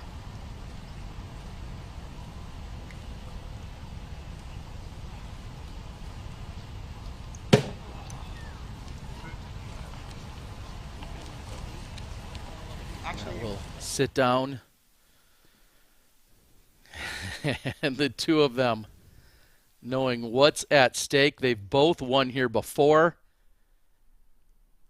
Calvin Heinberg 1-0 in playoffs for Elite Series events. Paul Macbeth 3-7 in Elite Series playoffs. Here's Kevin Jones.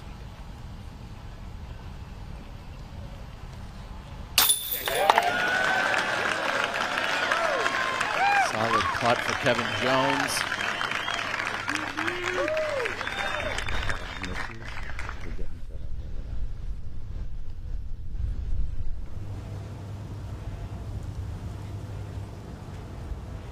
Your 2020 champion, Calvin Heinberg, needs this putt to force a playoff against Paul Macbeth.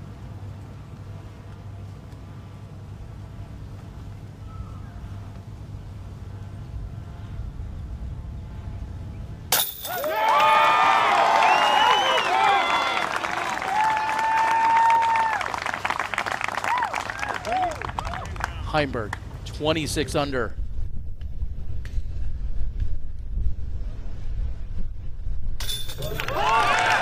Macbeth, 26 under. We're going into overtime. Paul Macbeth and Calvin Heinberg knotted up at 26 under.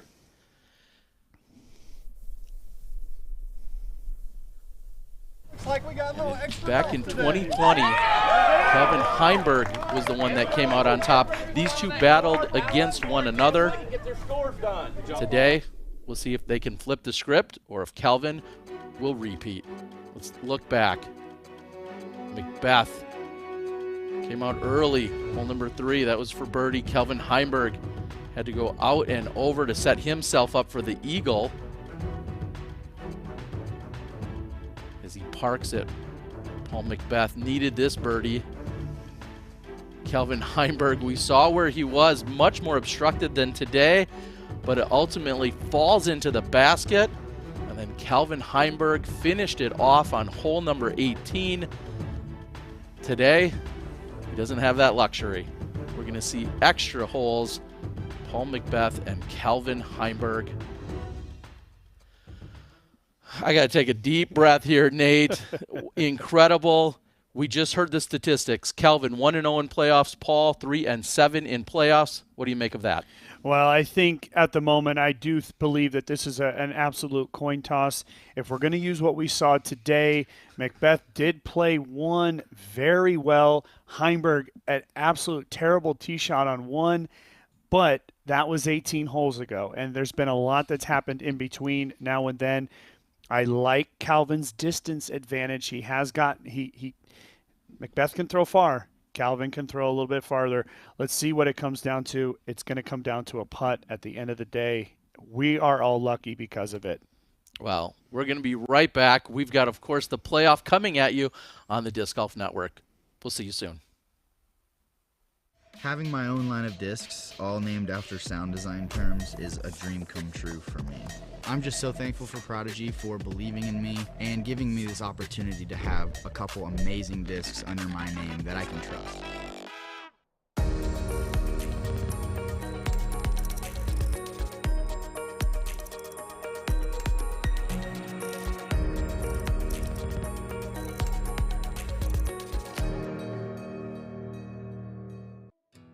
I'm Garrett Gerthy. People know me as Double G.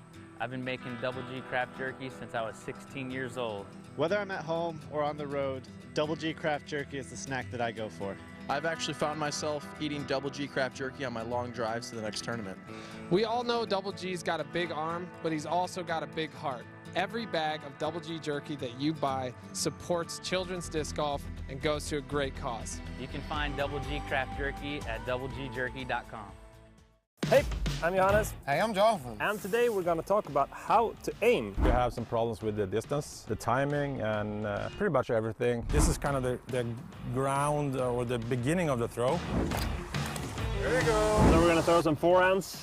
Oh yeah. Then you just stroke the board and then you push it in the basket. You should never, ever throw your max on a golf course. What?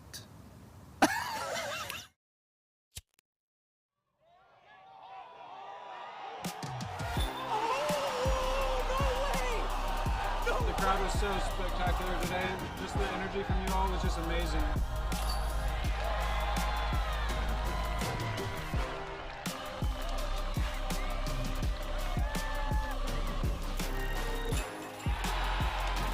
I love you, Oregon!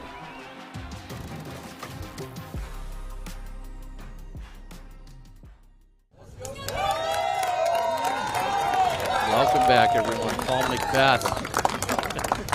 Calvin Heinberg heading into the playoff. The holes are 1, 2, 3, 8, and 9. They're gonna announce you like Also interesting to take a look at, you said how Paul parked hole 1. Paul birdied holes 1, 2, and 3. Calvin, par, par, par. Yeah, and that's exactly what I was alluding to. History tells us that, but teeing off played 18 first, holes and Paul it's all Macbeth. back at scratch.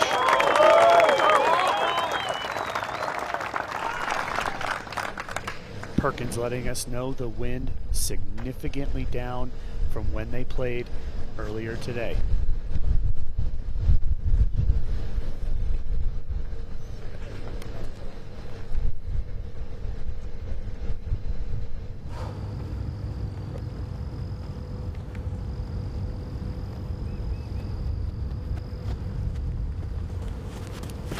Oh, that's so bad.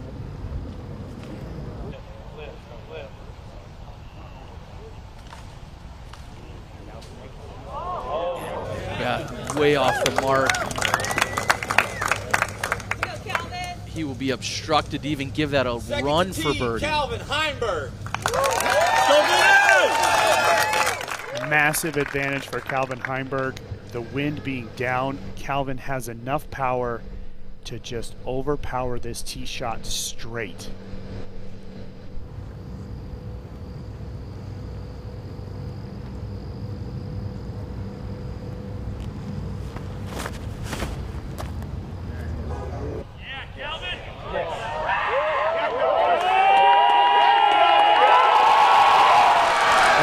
Talk about flipping the script. Almost identical shots between the two of them that flipped from earlier today.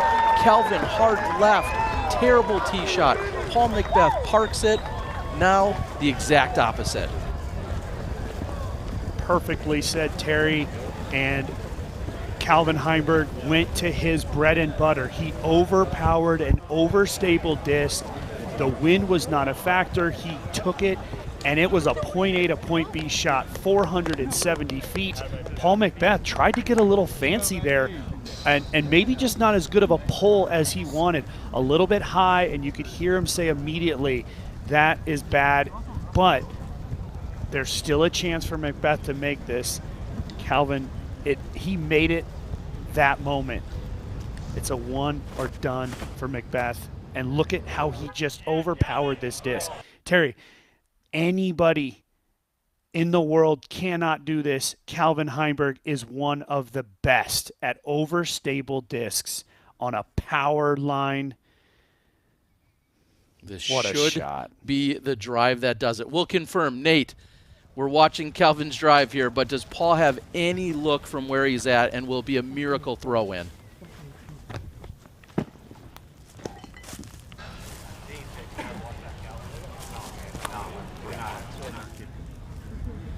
Okay, we are seeing it. He's not quite as buried as I thought he was, so there is a chance. Paul Macbeth can see the basket. He's got a clean swing, but he's going to need to throw this in to continue the playoff.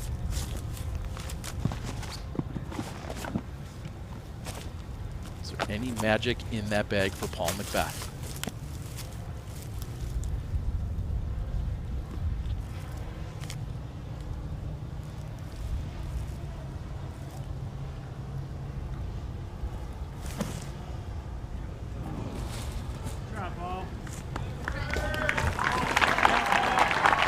That will do it. Paul Macbeth will be your runner-up in Jonesboro. The man who took it down in 2020. Ladies and gentlemen, your 2022 Jonesboro Open champion, Calvin Heinberg.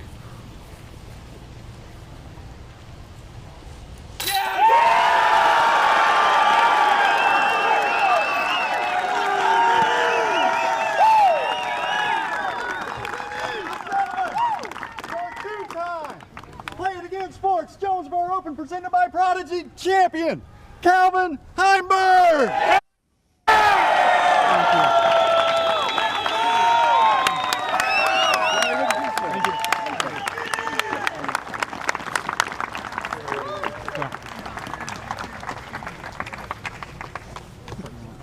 Right side, left side.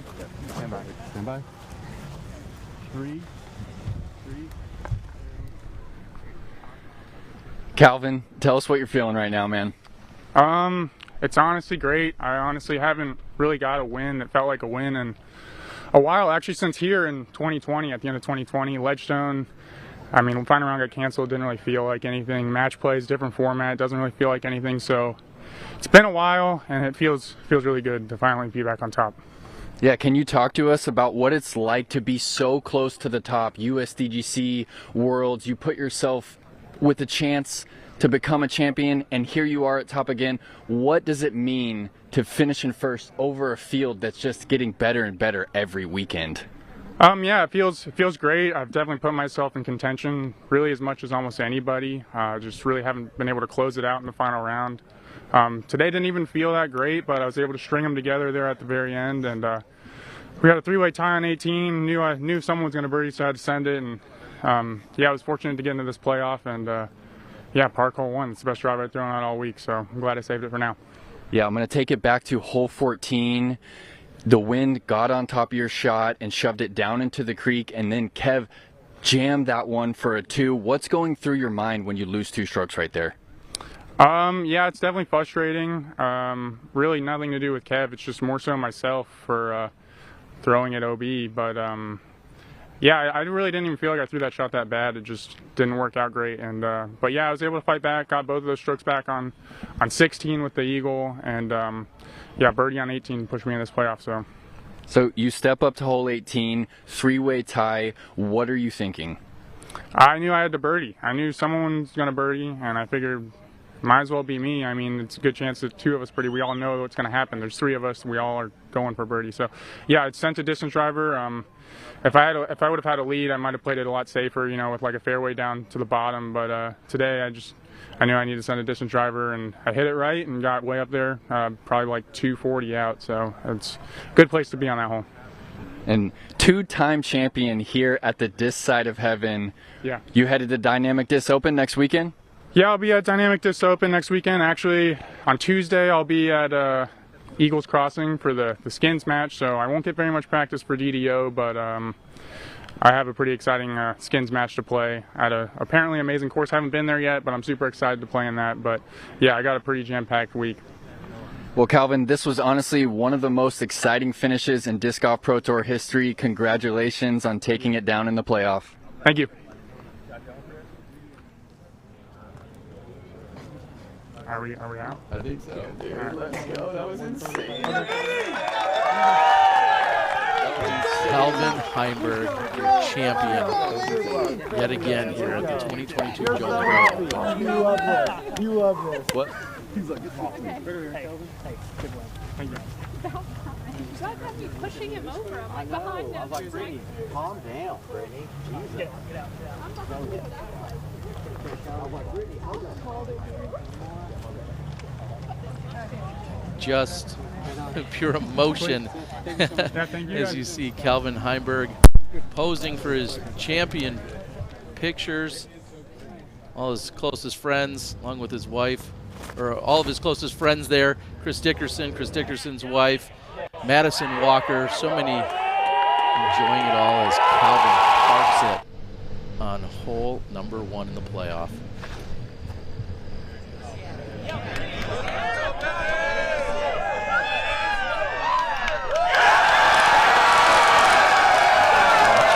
The gallery erupts, understandably so. Calvin says this is the best shot he's had on the weekend. Didn't birdie hole 1, 2, or 3. Those were the first 3 playoff holes. So Calvin steps up and gets it done here and now.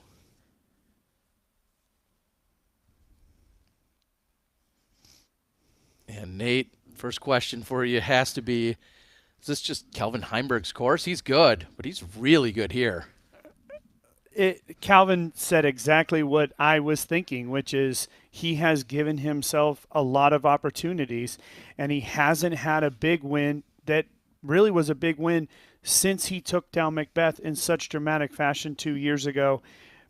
Calvin Heinberg, he's just so good. He has that type of shot that we just saw on hole number 1. That's what Calvin Heinberg does better than any other player on this planet. And in his mind, to pick up that distance driver and throw it on 18, get aggressive and nail it, that's where he really, in my opinion, won the tournament, because it's the decision making and the execution that gives you all the confidence to step up there on hole number 1. Calvin Heinberg, he just needs that killer instinct when he gets close to the finish. He just hasn't done it. Today he did it, and who knows, that could be the tipping point. Calvin Heinberg's been a great player for several years now, and this was just, will go down in the history books as potentially one of his most dramatic finishes of his career. Good job for Calvin Heinberg, 2-0 in playoffs. Don't get this guy in a playoff. He's pretty good. Well, it almost seemed as if he was a little emotional as well, which says so much to us here in the booth. We're going to break down everything else in our OTB after show, and of course we'll give you the OTB best shot of the day. All of that and more on the other side of this commercial break.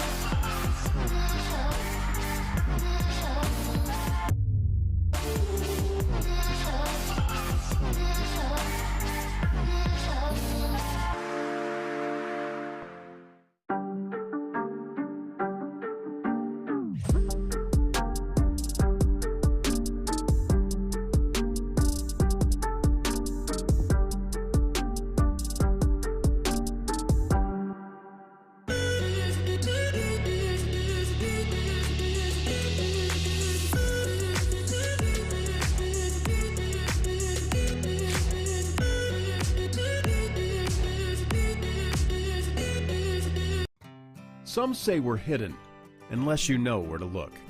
Hidden? No. This is where we stand up straight and tell you who we are, and where we put others first. This is where college football and barbecue are a season in the same, and there's always time for one more lap around the park. This is where we ask, what else can we accomplish together? Come find out, be a part of this. This is Jonesboro, Arkansas. Now you know where to look.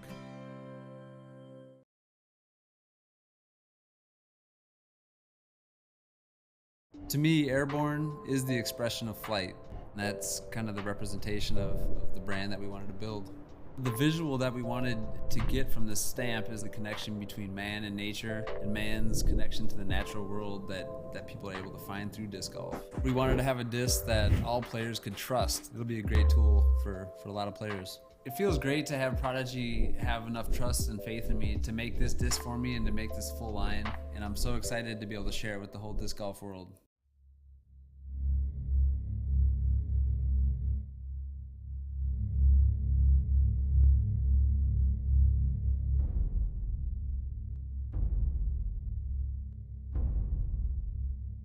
So we've heard the question, what is Power Grip?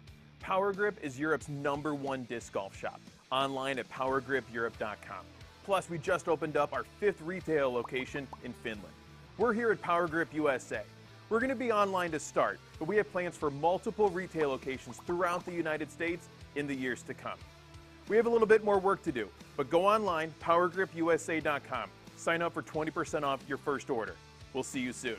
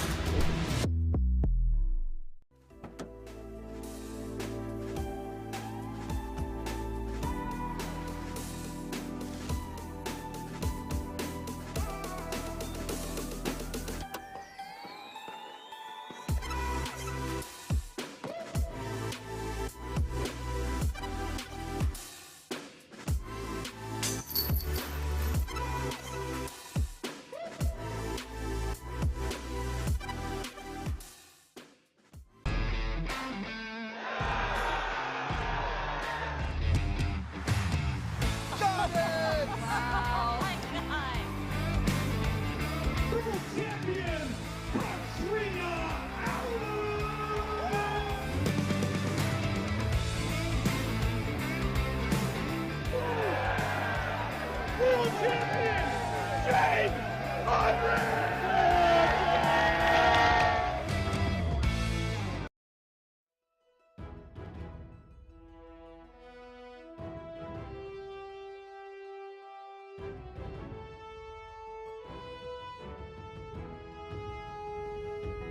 Welcome back, everyone, to the OTB After Show.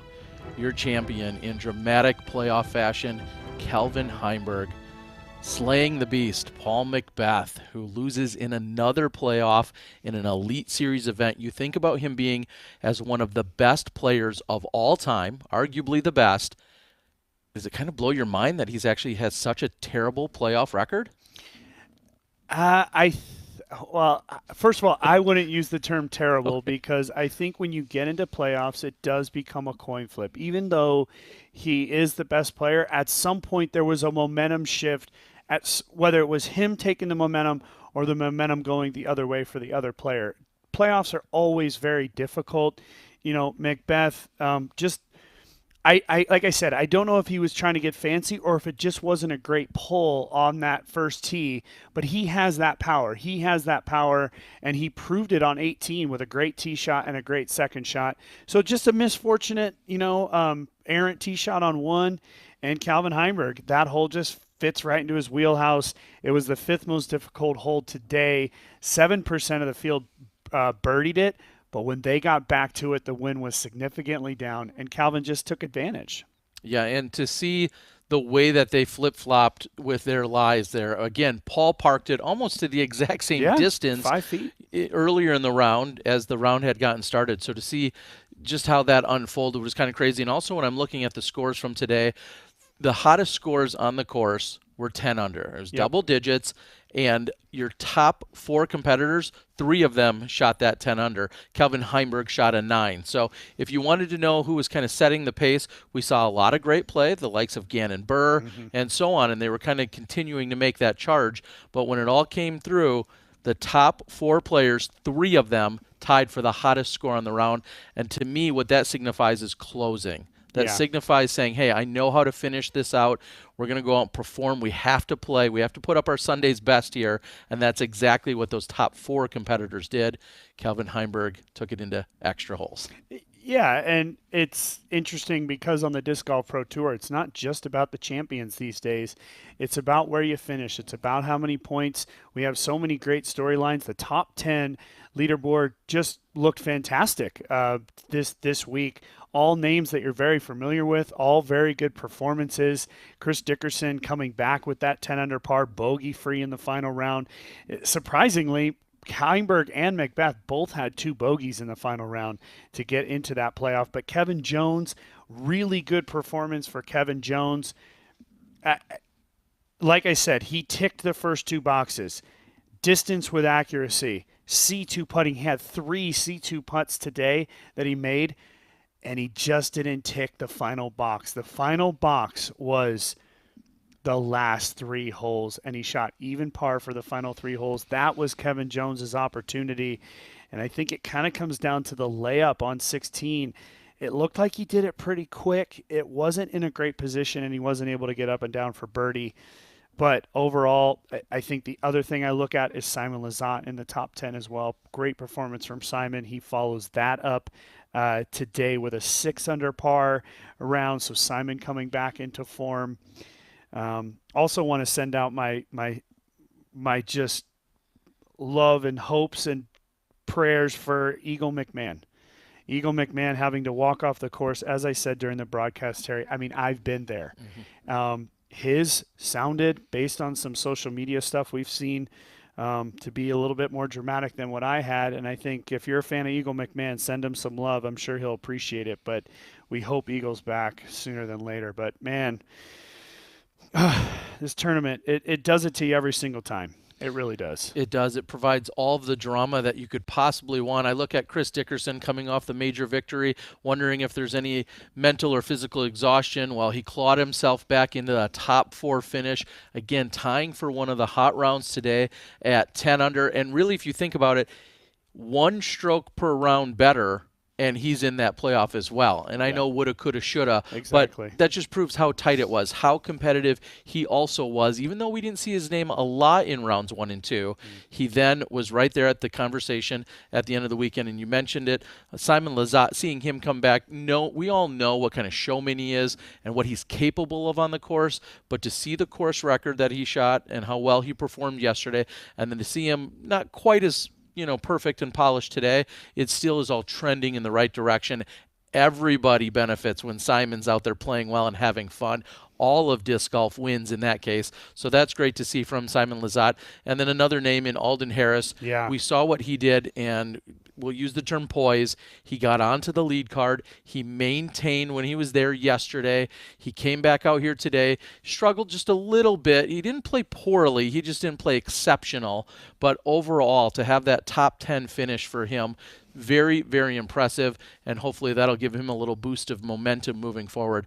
And the last thing I'll say about momentum, Kevin Jones was driving the momentum bus. He was 10 under through 15 holes. Yeah. That's incredible. Yes. The problem, like you said, is he didn't close it out on 16, 17, and 18, but everything was moving. I mean, he was behind the big old semi-bus or semi-end bus. He was looking at us. Yeah, hunting us down. He was calling his shots. He knew what he needed to do. And Kevin Jones, and I kind of alluded to it, he had to close it out. And Kevin Jones just didn't have that extra gear today that he needed. It's like he got all revved up. He sped up very quickly, but he just didn't have that final gear to put it into to get over the hump. And when you're chasing down the likes of Calvin and Paul, you need to find that extra gear. Well, and just think about it. For Kevin Jones, of the top 5 players, Kevin Jones, the only person to not birdie 16 or 18. In fact, actually, Gannon Bird didn't birdie 16, but all 4 of those other players birdied 18, and Kevin did not. So it's the toughest hole in the course, but you had to birdie it at that moment. Yeah, he certainly needed it. And, well, what you're going to need is the OTB Only the Best shot of the day. Of course, we've got it all queued up for you. I've got some wild guesses, but let's take a look. And here we are. The final drive of the day, and we're going to give it to you, I believe, from 5 different angles. All eyes on Calvin.